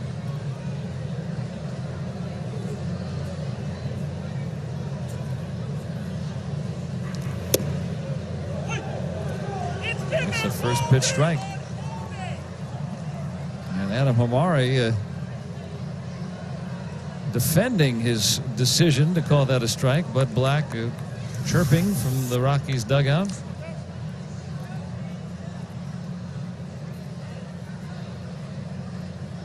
It's been a strike all day or something of that nature, is what he said. And this time Tapia comes through with the 2-out hit. Dahl is in, and Arenado replaces him at 3rd, so 3 straight 2-out hits. And that'll get some activity going in the Pirate pen as the Rockies have put across 2 here in the 6th. Jeff Hartley going to start getting up. It shows you the standard that Lyles has set early on in this season, that giving up 2 late runs, that's going to raise his ERA for the season. Yeah. Well, a couple of these hits here aren't hit extremely hard. Could have been easy outs and had him out of the inning. When your ERA comes in at 197, it's hard to lower it. He was on that path. It's extremely difficult even just to keep it there. Yes.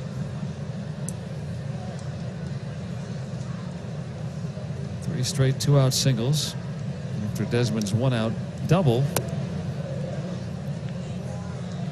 Laying off the curve, and now 2-0 on Ryan McMahon.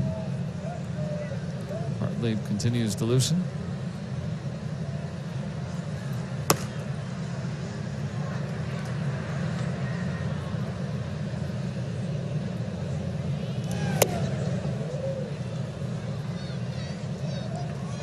Not getting any chases there. 3-0. Lyles starting to leak a little oil here, maybe. 3-0. 21 pitch inning. He was a strike away from getting out of the inning without a run. Dahl's 2-strike single brought in the first run. And now the bases are loaded.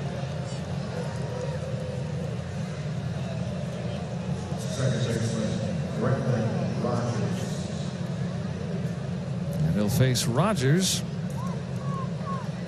At least I think he will. How fast does Hartley get up? Is he ready yet? See what kind of answer he got. They have Hartley up. He's a hard sinker baller. Clint staying in the dugouts. Got one more hitter. Rogers a 3-hit day yesterday. This afternoon he's 0 for 2.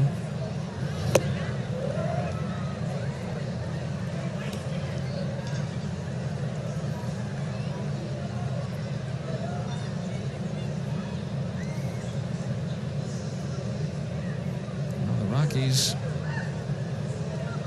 you make a mistake here, they can get right back into this ball game.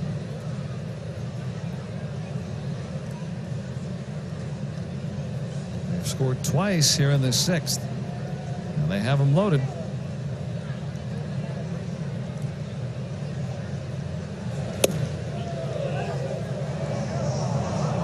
Thought he swung at that. They would ring him up on that appeal.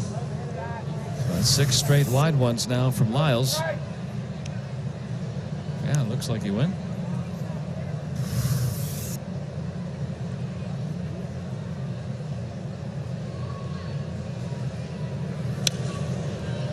Rogers without a big league home run. He just got called up.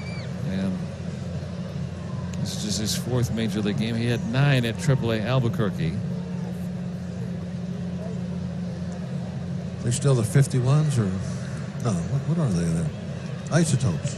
That's right. Isotopes. Yeah, Las Vegas used to be the 51. Now they're the Aviators. Moved into a new ballpark this year. No more Cape Cashman. Ballpark finally gone, or at least not in use.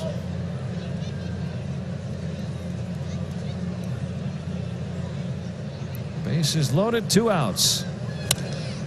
And Rogers comes through with a base hit. Will score 2. Now it's an 8-4 ball game. You got to go get him now. 5 straight Rockies reach with 2 outs against Jordan Lyles. Didn't see that coming. He was rolling today. And this Rockies offense, boy, they don't quit.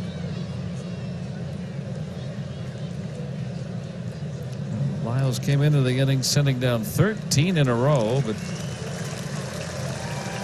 Dahl, Arenado, and Tapia with hits. McMahon walked. Rogers with a 2-run single, and Jeff Hartley coming on with a tying run on deck here in the 6th inning. Now a 4-run Pirate advantage. Jordan Lyles pitched a whale of a ball game and seemed to hit a wall here in the 6th inning. He was absolutely dominant through the first 5 2/3 today. Yeah, he didn't have a reserve tank to go to today. It went empty on him, and it happened in a hurry. But as you can see, he just had everything going, especially the curveball fastball combination that we were highlighting before the game.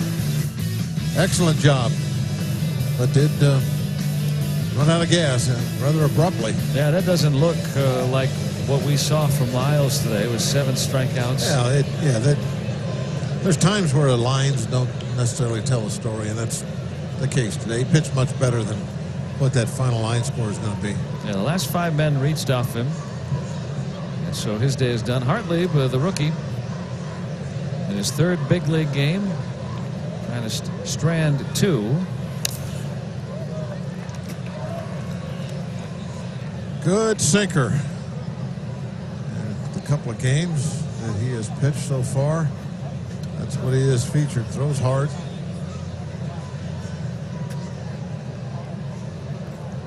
Good numbers down at Indy, too. First stint in the major leagues. And throws hard, 97.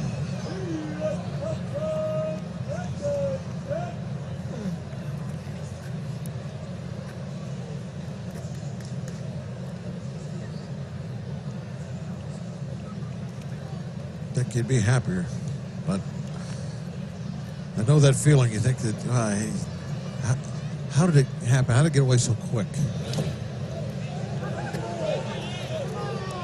And that allows the runners to move up. Diaz couldn't find the ball. He thought it was underneath him, and it went off to his right a little bit. Now 2 in scoring position. That means a base hit here could make it a 2-run game with 2 outs. There goes a wild pitch. Almost looked like when Diaz looked up, he reached straight down like to pick up the ball. Definitely thinking it was underneath him.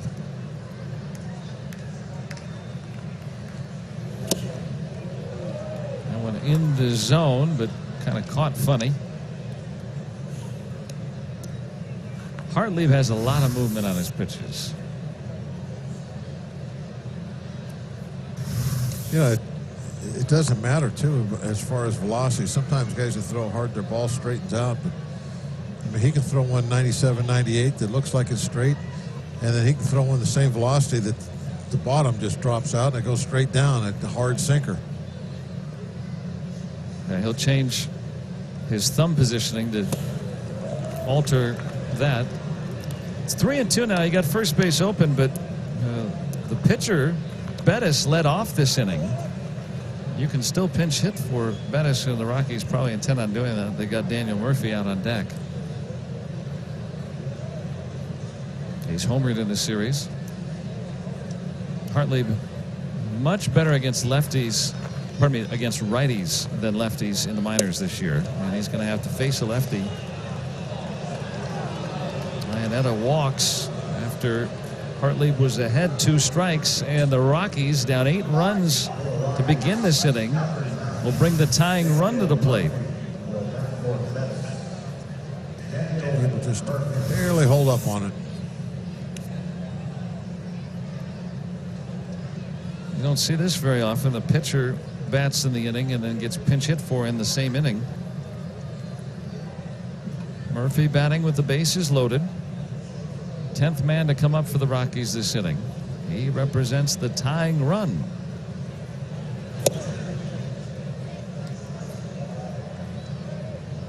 Diaz trying to settle his young right-hander down a little bit. See him after he caught that ball, was motioning down, like, calm down now, relax, throw strikes. This is his 3rd major league game. There it is. Keep the ball down too, right? He took a little off that. Let's get it in there. Still plenty good.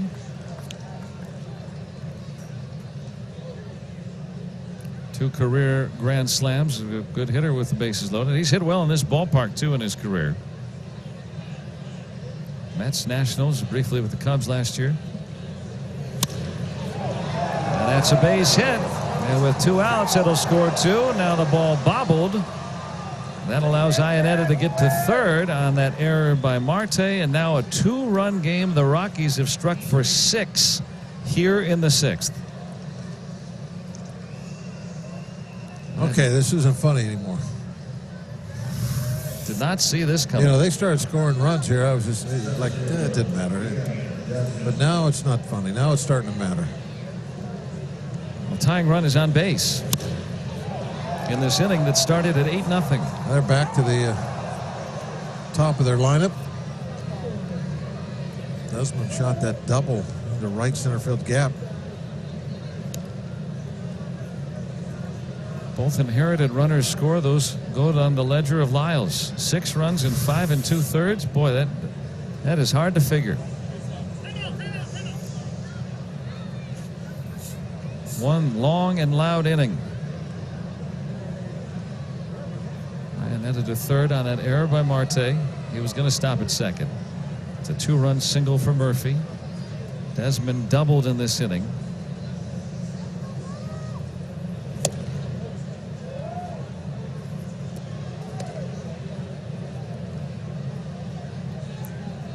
Francisco Liriano getting a little loose in the Pirates' pen. That'll make a manager wonder.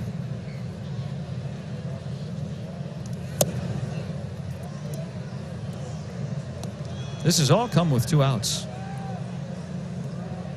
Desmond doubled with 1 out, but then Story grounded out. So there's a runner at second, 2 outs, and there was 2 strikes on Dahl. He got a base hit. Arenado singled. Tapia singled. A walk to McMahon on 4 pitches. Rogers a 2-run single. Then Hartley came on a walk and a single.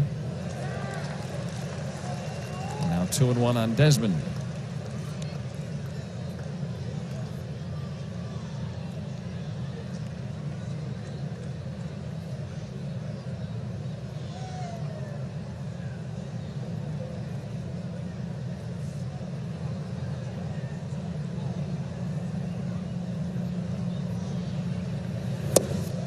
Well, if anything, this underscores how good the Rockies offense is going right now.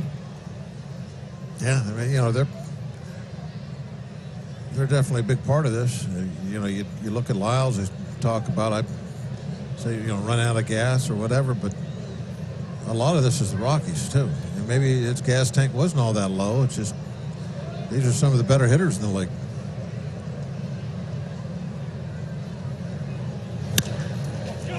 Should be the final out, and it is, mercifully so. 6 across for the Rockies in the 6th. Yeah, the Pirates still lead by 2. The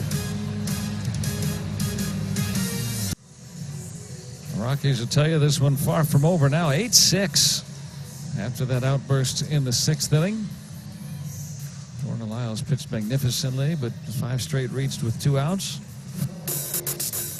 And the Nissan road ahead. The Dodgers will come to town beginning tomorrow night. Walker Buehler against, we'll find out.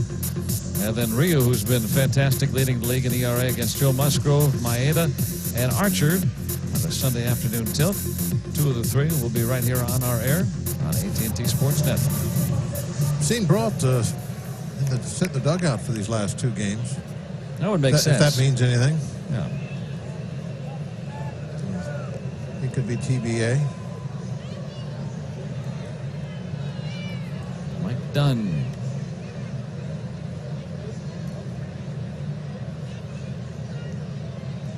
Third Rockies pitcher. Bettis batted for himself leading off that previous inning when the Rockies were down 8-0, but then when it was an 8-4 game, they used Murphy, and he came through with a pinch hit 2-run single. Now this Rockies pen is down a man. No Wade Davis hit the DL yesterday. That's their closer. But their pen overall, the numbers have been pretty good, but this team has not pitched like they've hoped that they would, at least so far. And the Pirates trying to exploit that right off the bat. Frazier with his first hit today. Well, the best thing to do, after giving up those 6 runs in the 6th, answer yourself, try to rebuild at least part of that lead.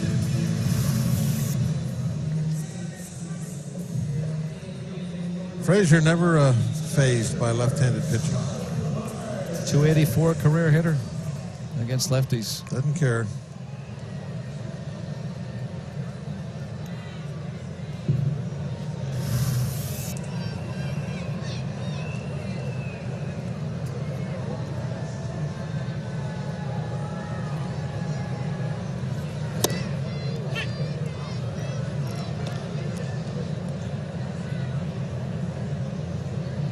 Marte really wants to beat Arenado with a bunt. He's at least shown bunt. Seems like 3 or 4 times during this series. Tried to lay one down earlier today. I'm trying to get aboard. Polanco is homer today. Bell has not been put out.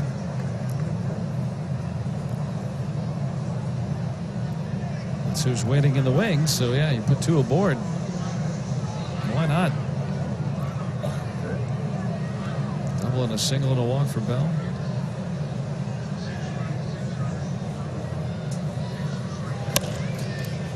Well, he hits a Arenado, but not what he wanted to do. Nicely turned.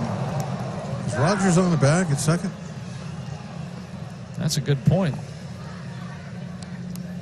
I reverted to 2012 me. Oh, Didn't think anything yeah. of it. Yeah, I mean, Allegheny Health Network Super Bowl. you know, obviously the old days it wouldn't make any difference. Yeah, he was definitely on the back. Crossed his feet. Well, he's quick. He is quick. He kept that left foot on the bag the whole time. I think I might have been looking at the right foot coming off early. That he stepped back. So instead of putting 2 on, 2 out. But before replay, you never had to really even touch second base. Just, the neighborhood play. yeah, you just take the throw, you know, with the bag down by your feet, and that was good enough. And Rogers, they really like him a lot. He'll be around to stay at some point.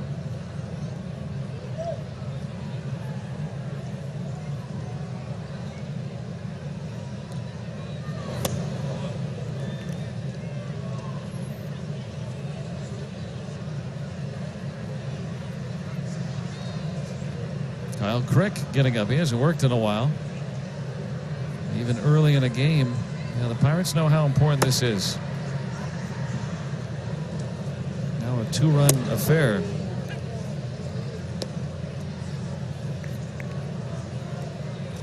Also important we say hello to good friend Annette Truax, tuning in to the game today. She watches every game.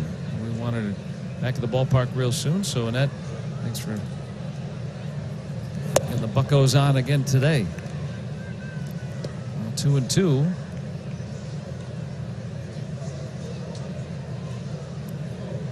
Trying to get on for Bell on deck. Maybe Polanco will park another one. He homered back in the first.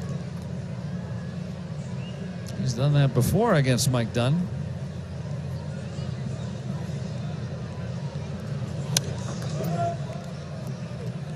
I know Polanco hasn't forgotten this one, and maybe you haven't either. Never forget your first home run, right? Nope, never. Especially when it's in the 13th inning and sends your club into the lead. Back when Dunn was with the Marlins. Younger, fresher-faced Gregory still with that signature smile. I remember how impressed everybody was. The first one was off a lefty. Yeah, usually what, lefty batters that don't. Yeah, I mean, it's something, There as well. you know, one of the things you look for when somebody gets to the big leagues for the first time. You know, you're right away, you're starting to, you know, kind of judge everything he does. Good, bad. That's a fair ball. And so after a leadoff single, Bell will have to come up next inning with it a 2-run Pirates lead. Pirates Baseball on AT&T Sportsnet is brought to you by Barrel Auto, online or in person. The new Barrel.com, the customizable way to buy your next car. And by Allegheny Health Network, official medical provider of the Pittsburgh Pirates and fans like you. Let's go Bucks! 8-6, wild one here with the Rockies making it really a ball game. Last inning, sent up Story, Dahl, and Arenado 2-3-4 as we begin the 7th.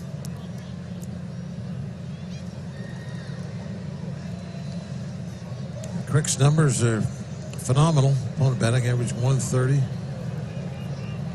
That breaking ball of his has become just a devastating pitch. A little frisbee slider.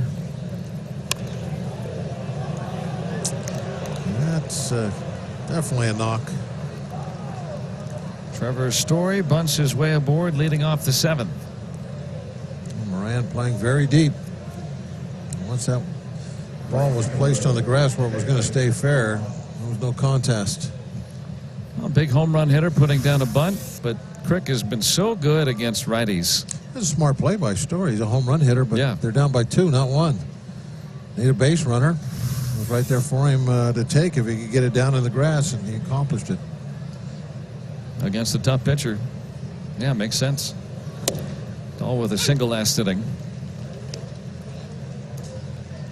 Now the tying runs at the bat in hands. You have to start worrying about that long ball. Making every pitch the best you can. That one shot through.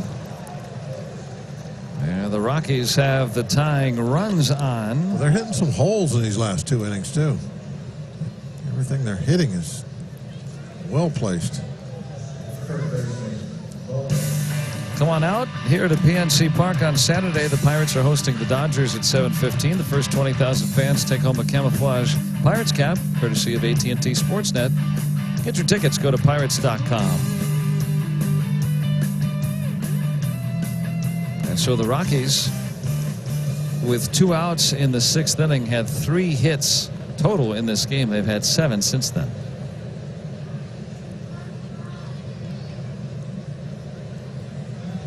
And Arenado, 2 out of 3 will bat.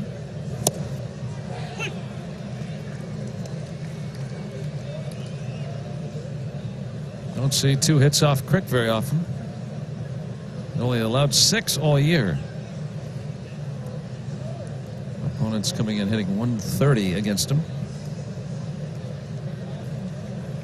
1 a bunt, 1 a roller through a hole.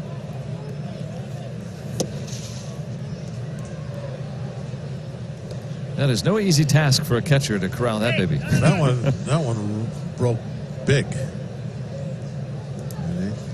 He's got a very nice kind of sweeping slider, but that one a little extra long. Really got outside.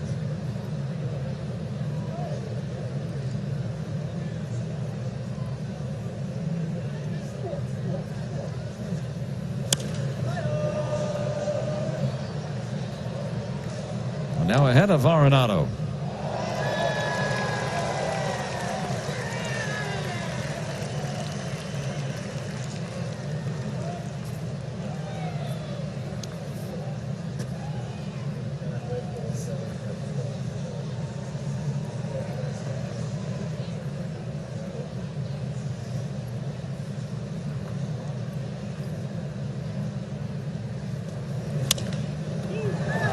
Can he get 2 out of this? Oh, yeah, nicely done.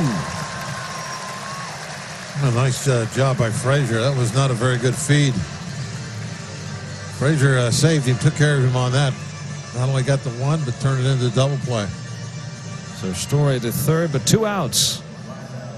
I always wonder, should the pitcher grab it on a comebacker? See how much that pitch moved, too? I don't know if that would have been a double play ball. Chopped like that, maybe it would. It hit harder than I thought.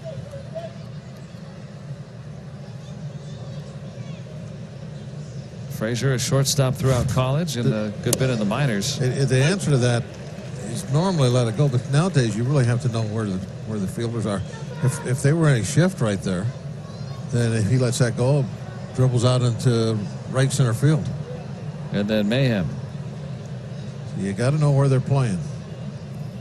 And it can change pitch to pitch, right? A lot of times you'll see them, especially with 2 strikes. So there's usually somebody somewhere behind you, maybe not right behind the bag, but the important thing is which side of the bag are they shading.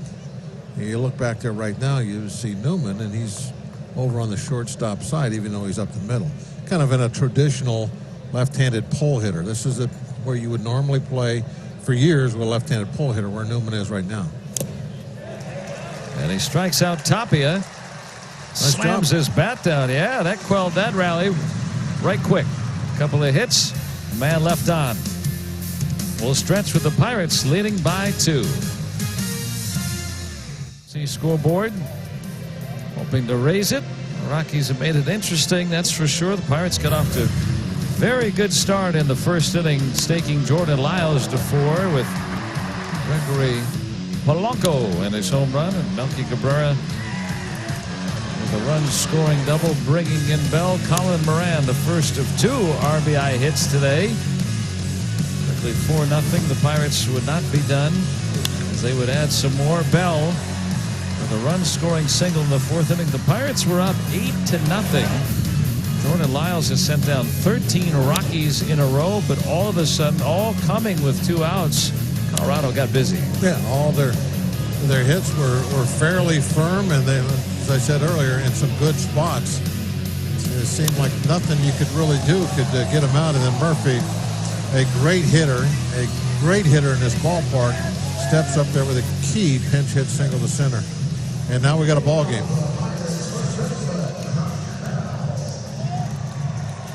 I guess Crick will be done after 1 inning. He hasn't pitched multiple innings since July of last year. Looks like Lariano was moving around, taking his coat off, so he'll probably be in the 8th. Got 1 lefty to start the inning. Rockies go to their 4th pitcher.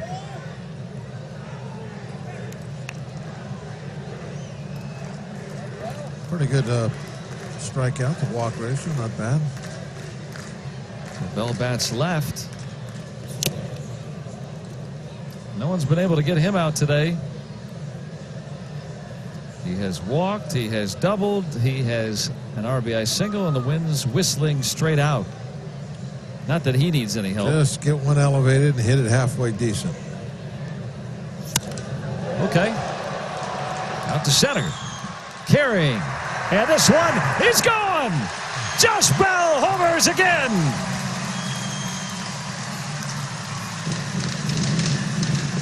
Do they even count unless he hits it like out of the ballpark?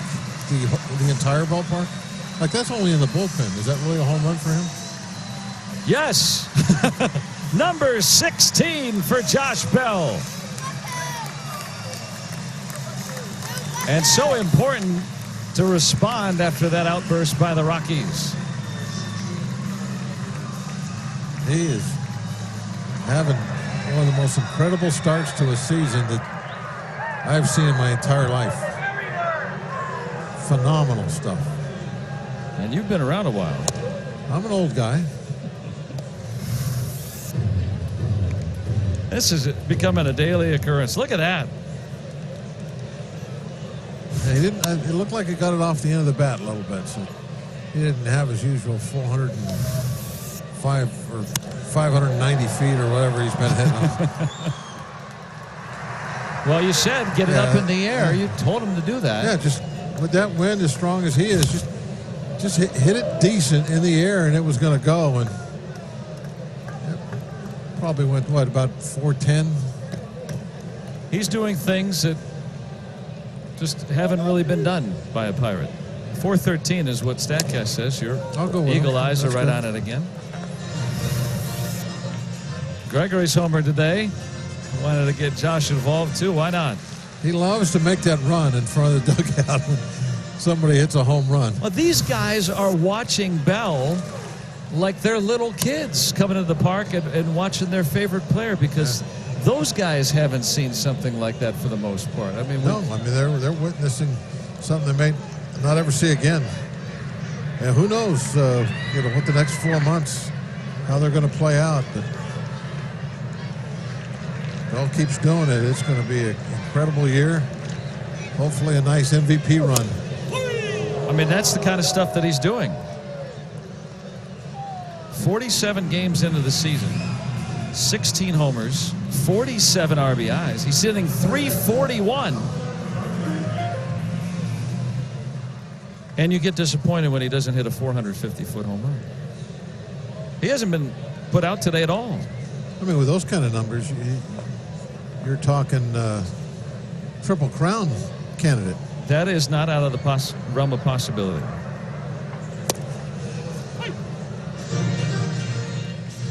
We saw it starting the day. He was in the top 5 in all the categories. He's moved ahead of his teammate Melky Cabrera, so he's second in batting average. He leads baseball in RBIs, and still in the near the tops in home runs. I mean, when you say this is unlike something you've seen. Yeah, how much baseball have you played? How much baseball have you broadcast? Yeah, I've seen good hitting. Some pretty good hitting from Moran today. 3 hits. Trying for a double. Just enough. 2-base hit for Moran. You know, just recently, you know, think about, you know, how good McCutchen was for about a 3 or 4 year span there, and some of the tears he went on. But he never hit home runs like this. I mean, yeah, he would hit some home runs, but not this many, and not the monster shots that Bell's hitting. And you put that with the RBIs, which is just incredible.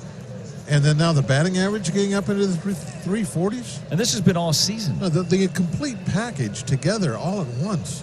The home runs, the distance, the RBIs, the batting average. No, I can't think of anybody I've seen start a season like this ever.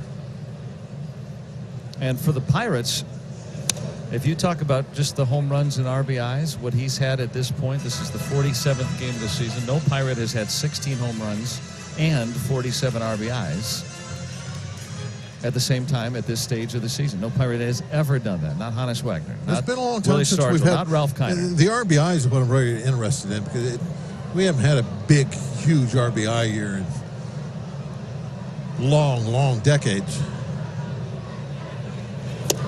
I mean, he could. We haven't seen a guy hit 341 in a while. I mean, this is a guy who's doing it all. I think the last Freddie Sanchez. Freddie Sanchez winning a batting title. I mean, but you're still looking at one of the better batting average. Yeah. That the Pirates have had in recent times. So he's hitting like Hannes Wagner and Willie Stargell and Ralph Kiner all rolled into one. Other than that, just ho hum for Josh Bell. He's a great guy. And he's nice.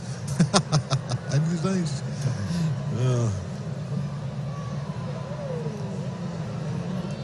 Becoming a fun year. It's a fun team to watch. I mean, we talk a lot about Bell, and his teammates do too. But you know, Moran with 3 hits today. Lyles, something fell off in that 6th inning, but he's pitched fantastically. Today. Bucco's bats have gotten going. I mean, it's Polanco with the home run. Despite what has happened, this has been a fun bunch, and they have not quit. And they're right there. They're right there, and plenty of season left.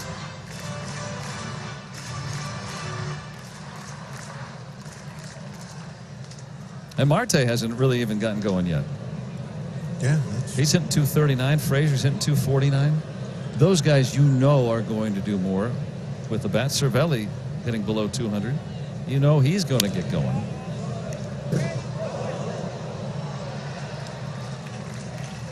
And of course, all the players on the shelf. And Tucker's had one of the poorest offensive months the Pirates have ever had from a player. But he's done a great job at short. Everyone's made a contribution.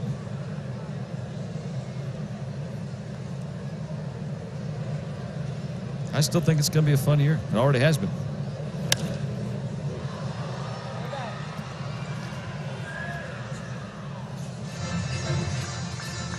Now you talk about going back to Bell again. You said, you know, those Kutch would roll off those months where he'd hit 400. Yeah. Did that a number of times. Bell's doing that in May. But the OPS, one of the best OPSs in any month in Pirates history. And he's only one shy of the most home runs by a Pirate at the end of May in Pirates history. He might have 100 RBIs at the All-Star break. It's crazy. He's got 47 in 47 games. And it continues against Estevez. 2 on with 1 out.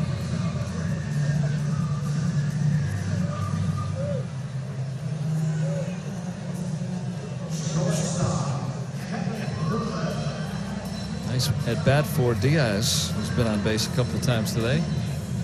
Kevin Newman has not been retired today either. He's been walked twice. And an infield hit. Arenado wanted to dispute it, but the Rockies had lost their challenge. Excuse me. Better get over.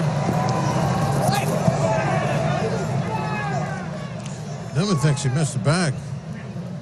I heard somebody say safe, and I'm thinking, well, that throw beat him by plenty, so that must have. Yeah, I think Newman thought he must have the been. bag. Pirates still have an opportunity to challenge if they desire. What happened here? Sends it to, or pardon me. Nope. Yep, he got it. He got it. Estevez got it. He kicked it with his toe.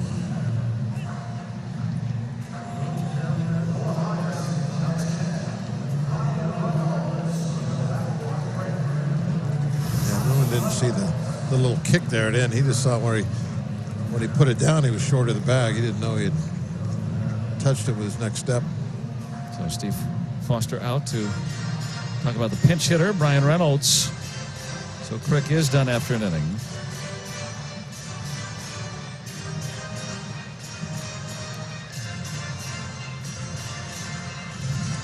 Liriano to at least start the 8th inning. Remember, Vasquez is well rested also.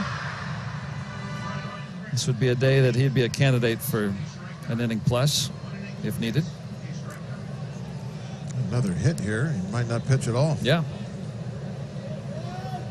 That's a good point. You know, if get another Reynolds wrap right here, that's make it a 4 or 5 run game. Got the Dodgers coming in. Keep him fresh for them. Yeah, that's just fine. It's an option. If Reynolds can knock in these last 2 runs. Reynolds entering the day leading all qualified major league rookies in batting average.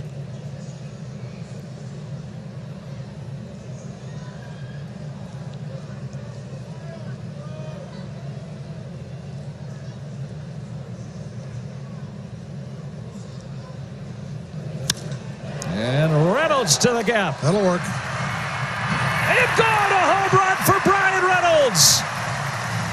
What a year he's having. Pitch hit, 3-run homer.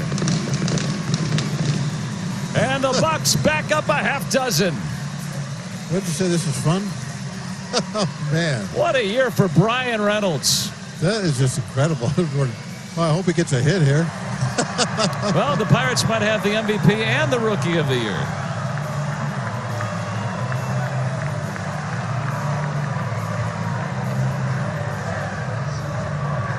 Fourth home run for Reynolds. You know, when I left the bat, I didn't even consider home run. I thought, there's a gap shot. But it refused to come down until it hit the back of the seat. What a good player he is, too. I mean, he does everything well. Comes off the bench. Yeah, rookies aren't supposed to be able to pinch hit. Now he got a good pitch to hit, but he didn't miss it. 98-mile-an-hour fastball, turns on it, lines it off the back of somebody's seat. Bookending home runs by Bell and Reynolds. That's a nice souvenir.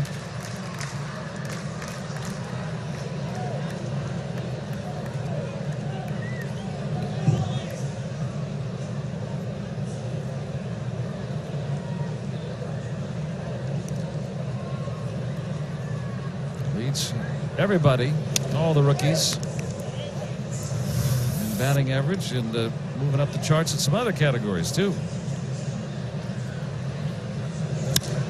So after the Rockies brought the go-ahead run to the plate in the 6th inning, after entering that frame trailing by 8 runs, the Pirates with a 4-run outburst here in the 7th. What a wild game.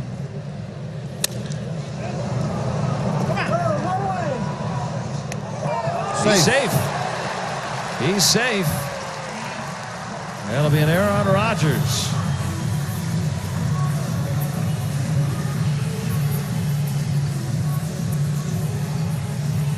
And the inning continues for the Pirates. Falling apart here for the Rocks. Usually something that they do very well, along with their offense. They're normally an outstanding defensive club. That was a easy out they didn't get.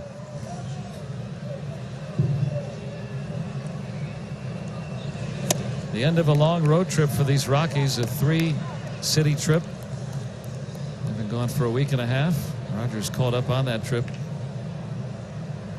Didn't play like it the first 2 games, but today maybe some of that weariness showing through for the Rockies.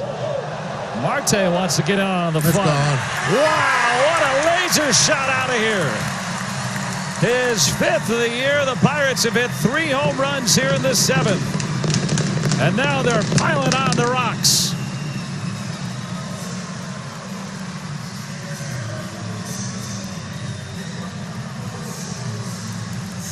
Now this is the kind of outburst the Bucks have been due for a while. Look at it. 110. He smoked that ball. You can get a cheap one down the line, but even though this was down that line, there's nothing cheap about it.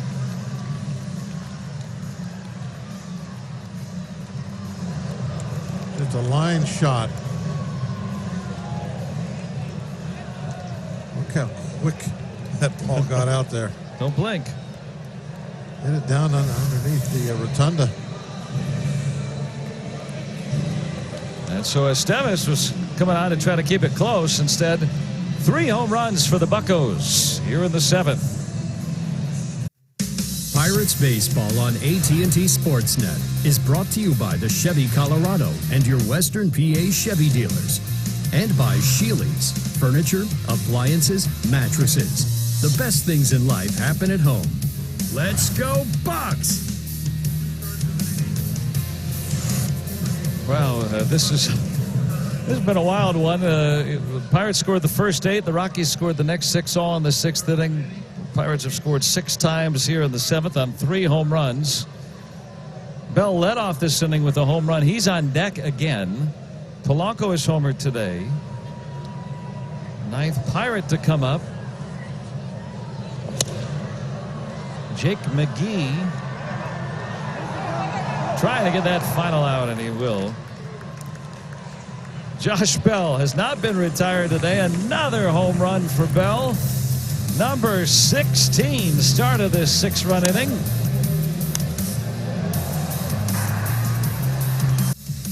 This week on an all-new edition of Inside Pirates Baseball, Josh Bell's start to this season has been historic. Can he elevate his game even further? Plus, injuries have given Brian Reynolds a chance to play, and he's earned it. And those stories, plus the top plays, it all debuts tomorrow night after Pirates postgame, right here on AT&T Sportsnet. 14-6. Home runs in the inning. Bell, Reynolds, Marte. Pretty nice when you get a pinch hit home run from a guy you're going to put in on defense. Yeah, you got a 3-run pinch hit home run for Brian Reynolds. Well, what an inspiring answer. The Rockies took the first 2 games of this series. Whenever you don't score a lot, it feels lifeless. They score a lot early. You get down in the game. You're going to have some of those. This is a great game for the folks that were here today to watch. I mean, they really, for the first 5 innings, they saw some great pitching from Lyles. Great pitching. A lot of good early offense from the Pirates. And then things got exciting. Really, you got back to the edge of your seat. Oh, what's going to happen here? They're only 2 runs away. They got the tying run at the plate. And then the Pirates started hammering the ball out of the ballpark. Home run after home run. Well, this was if you're a big-time Pirate fan, this was a game you had to watch. Had everything. And it's not over. No. Still 2 innings left. Yeah, the Pirates already put it on 14 runs, the most in over a year. 3 home runs in an inning for the first time since I would like to see part of that 5-game sweep against the Brewers last year before the break. See Bell lead off with a solo home run just so he could get back to that multi-home run thing. 4 of them in the same month. Wouldn't that be nice? Kiner's the only one that's ever done that for the Pirates. Liriano starts with a strikeout. That would be great to see him do that. But that's where Bell is at, some of these things that he's been doing. Well, Liriano has pitched so well.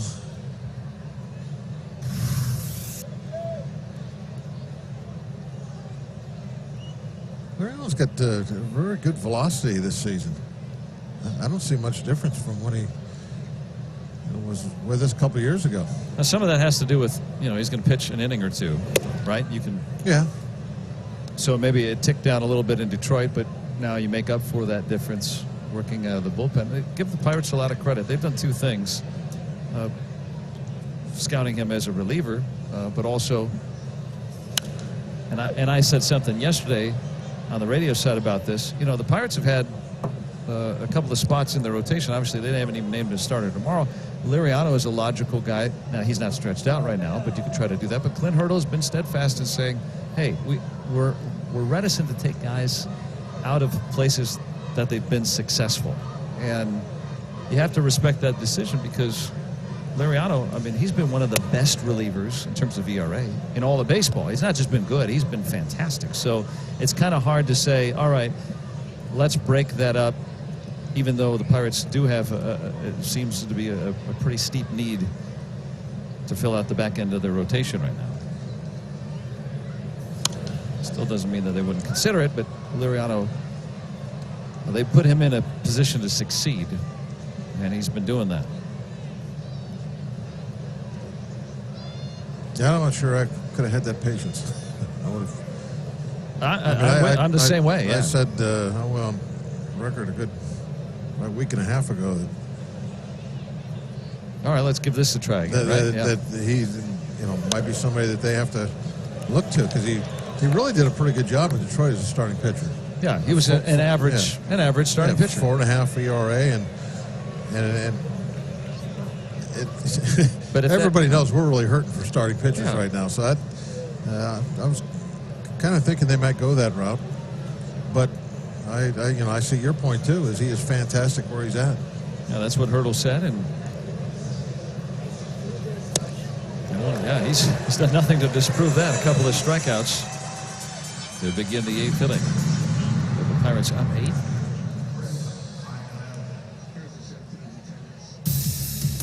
And don't forget, Pirates and the Dodgers begin tomorrow. We'll have Pirates pregame for you beginning at 6:30. As always, presented to you by W.B. Mason. L.A. come to town for the first of 3 weekend series. Bell and the Buccos against the West leading Dodgers. Boy, they have been good. We owe the Dodgers a little bit. Best record in the National League. In part because of the Pirates' generosity. Yeah, they beat us up in L.A. We need to turn the tables on them. Out to right. Easy inning. Yeah, nice quiet inning.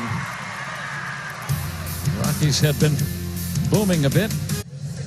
Been a ton of fun here this afternoon. Pirates booming bats. And as you enjoy your Miller Lite, look forward to the whole true moment later in today's game. Bell's going to lead it off. He homered last inning. He has an RBI single today. He has a double. He has walked, and he'll face Yency Almonte. Yency's really pretty good numbers. Look at anything. Only 10 innings, but still 189 opponent batting average. As long as he's throwing strikes, not walking people, he's been good.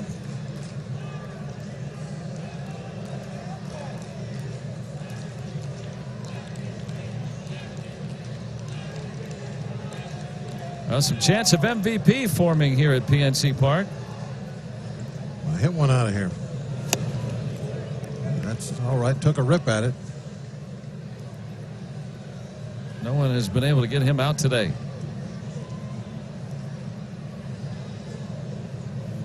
Multi-home run game.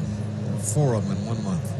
He's got 3. The only one to ever have 4 games of 2 or more home runs in a month. Ralph Kiner back in September of 49 for the Pirates. Big league record for most in May is 5.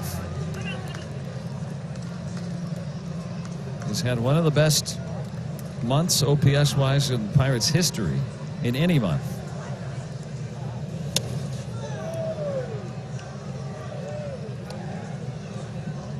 and heading on one of the best seasons. I mean, it's not just May, but he's been especially good in May. His average up to 341.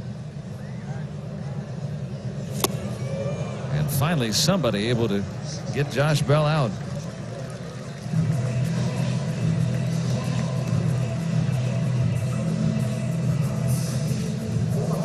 I like the way he took the rip at it, though.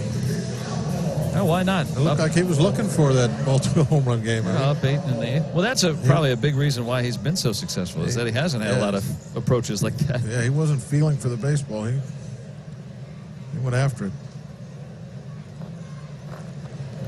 Jake Elmore, pinch hitting.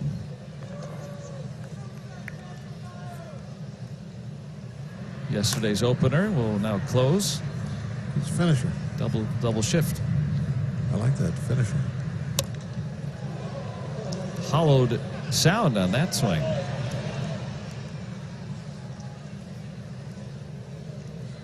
So 2 outs. Pirates baseball always live with MLB at bat. You can follow the action with game tracking, video highlights, up to the moment stats, standings, breaking news, and a whole lot more. Download MLB at bat. It's your #1 app for Pirates baseball. 3 hits today for Colin Moran. He is driven in a pair.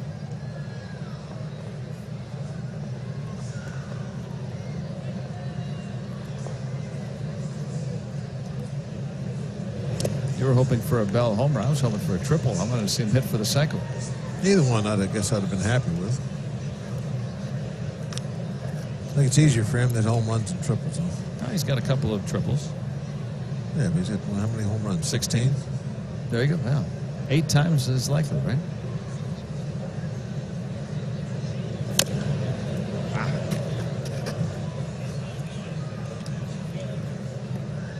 Triples are very rare. Becoming that way over the last century or so. Tough base hit to get.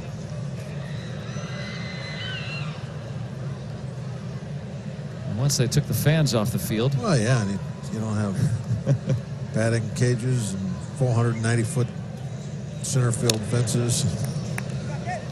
The ball carries better.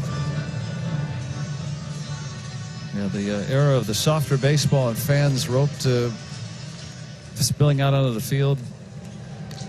Yeah, 490-foot fences, like you said. Yeah, I mean, that's... Got to experience that one time in a game in Richmond, Virginia, where they had overflow crowd. I don't know what the event was, and they roped off the outfield warning track. And a ball that rolls into there? Yeah. Ground rule triple. They had the ground rule set up for it. And that was that. The outfield. You would be diving for ground balls to try and keep them from going into the crowd. That had to have been wild. I don't. There's a lot of crazy things that you get to see in the minor leagues that you don't. Bats hanging from the ceiling. Things like that.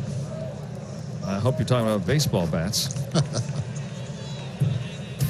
Yes.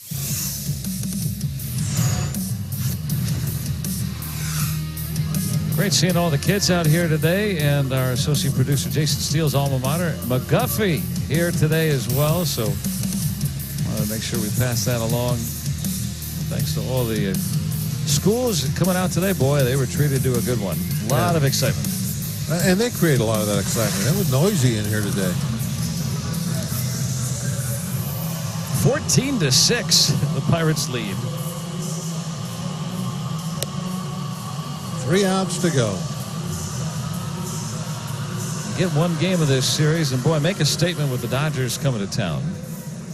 So yesterday's opener is today's closer. Yep. Things didn't go his way yesterday. Maybe he can finish strong this afternoon. Nice quick 1-2-3 inning would be good for him. I talked with him this morning, and a pretty even keel guy. Just wasn't really all that moved by it. Just wish he didn't give up a home run. Oh, it's smashed. That's the out with Mark Reynolds at the plate. Pretty good little pick right there. Frazier's had a pretty good day with the glove out there. Remember that double play on the quick throw? Well, he says playing every day and playing every day at one position's really helped him. He feels like he's gotten into a groove out there.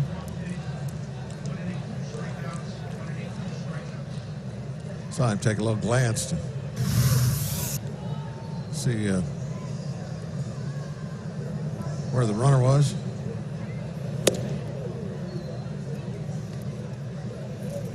You hit a ball that hard, you figure you got a base hit, but Frazier got it done.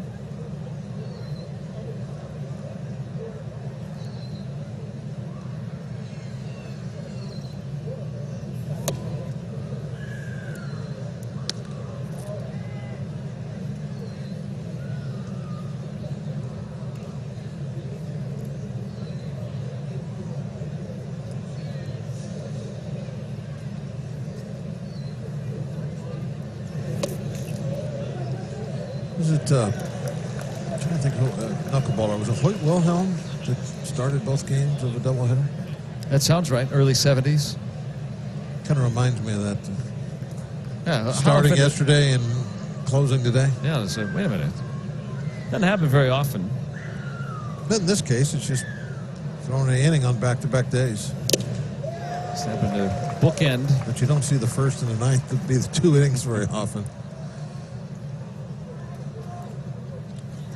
Well, Felipe getting up in an 8-run game. I think he's just probably loosening the arm up. He's seldom pitched over the last week. I hope he wouldn't have to come in this game. Pirates already had an 8-run lead. They were up 8-0. The Rockies brought the go-ahead run to the plate. But now with 2 outs and the bases empty.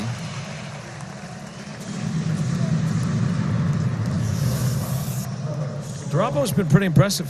Yeah, he has. The only bad part was that give up a home run yesterday. Yes. It's the only extra base hit that he's given up as a Pirate.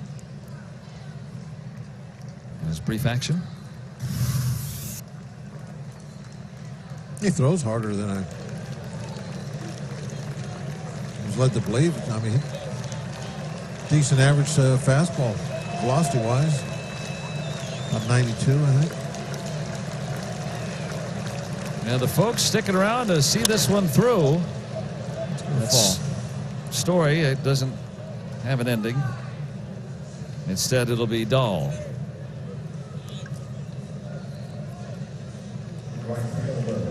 To be continued.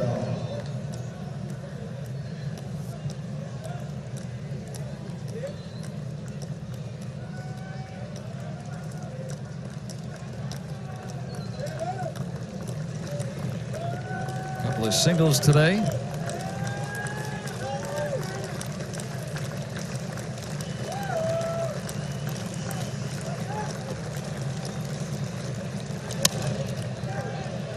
And a chance. Reynolds. And the Pirates with their booming bats today. Homers by Polanco and Reynolds and Bell and Marte. And they make a statement with the Dodgers in town next. Yeah, nice little above-average catch to end the game to boot. Really a good way to end this one. If you can only win one game, make it the last one and do it with some style. And they did that.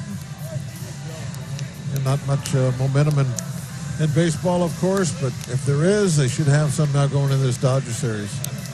And Bell, did he homer today? Yes. Yes, he did. 16 homers now for Bell. Marte popped one out of here, too. Jordan Lyles gets a deserved win. He was fantastic for most of his outing today. And the Buccos take 1 out of 3. And thanks again to Dave Bikini producing. Good job in his first stint doing our games here. And Bob, not your first rodeo. You did a good job too. Thank you, Joe. I really appreciate that. Okay, right. Now let's send it out to Rob and Michael to talk this one through. Guys, thanks very much. And you know, Michael, we talked about it before the game. You were just making sure that I remembered it. Pirates 8-1 in games in which Jordan Lyles starts. He has become the guy that they've they've needed to turn to and has been effective. Yeah, and he deserved that win today. I know he had that rough inning, but he really pitched very, very well. He dropped guys down 12 in a row, and man, did the Pirates ever bring that barrel truck today and just unload on the Rockies. You knew it was coming. They got it today, and hopefully it'll continue forward. The guy leading the unloading upon the Rockies is with Dan Potash. Danny? All right, gentlemen, thank you very much. Hey, guys, how does this sound? A .341 batting average, 16 home runs, and 47 RBIs to start the season. All right, I know you know the numbers, but have you ever had a start like this in your minor league, high school, youth baseball career? Maybe high school, but anything professional. This is the best I felt. I'm in a really good place, and hopefully I can continue. I got to the ballpark this morning at about 9:45. Saw you come out of the cage downstairs. When you're hitting like this, what do you continue to work on in the batting cage every day? I'm just sticking with the same routine. Contemplating attack plan for starters and relievers. Having an approach for every at bat, and just going from there. It wasn't just you today. You had some help as far as the long ball and offense is concerned. Considering how the first two games went, how nice was it to have that offense come alive, knowing that the Dodgers coming in tomorrow? No, it's huge. We know the bats that they bring. Adds for momentum. Polanco, Reynolds, Marte, we're all in a good place. We're excited to keep rolling. Go home, relax, enjoy your Thursday evening. Just don't cool off, okay? All right. You got it. Josh Bell and the Buccos victorious. We'll see you guys back here tomorrow at 6:30. Rob, Fort? Dan and Josh, thank you very much. It's been incredible to see, and it leads us to our Miller Lite Hold True moment, just as we promised earlier in the game. And Josh Bell just continues to pulverize baseballs. It is just amazing what he's doing. One's going to implode one day, how hard he's hitting it. He hit 3 or 4 balls today that were just absolutely tattooed, 106 plus off the bat. He's just so comfortable. He's pulling the ball. He's hitting the ball up the middle. He's hitting homers in the bullpen. The guy is just in a different place. We said it yesterday. He's kind of just on his own little planet, maybe with a couple other superstars right now. He's just very, very special. Well, Josh Bell obviously leading the charge for the Pirates. His numbers astronomical in all the categories, among the leaders in the National League. He's not the only one, although he is certainly the leader right now. Some other guys swinging some hot bats. We're going to talk about some of the guys surrounding Josh Bell in the lineup. Jordan Lyles did his job, helping pitch the Bucs to a victory, and a reliever who's been really, really unbelievable for the Pirates, maybe a little under the radar. That and more, and a look ahead to the series against the Dodgers coming up on Pirates Postgame.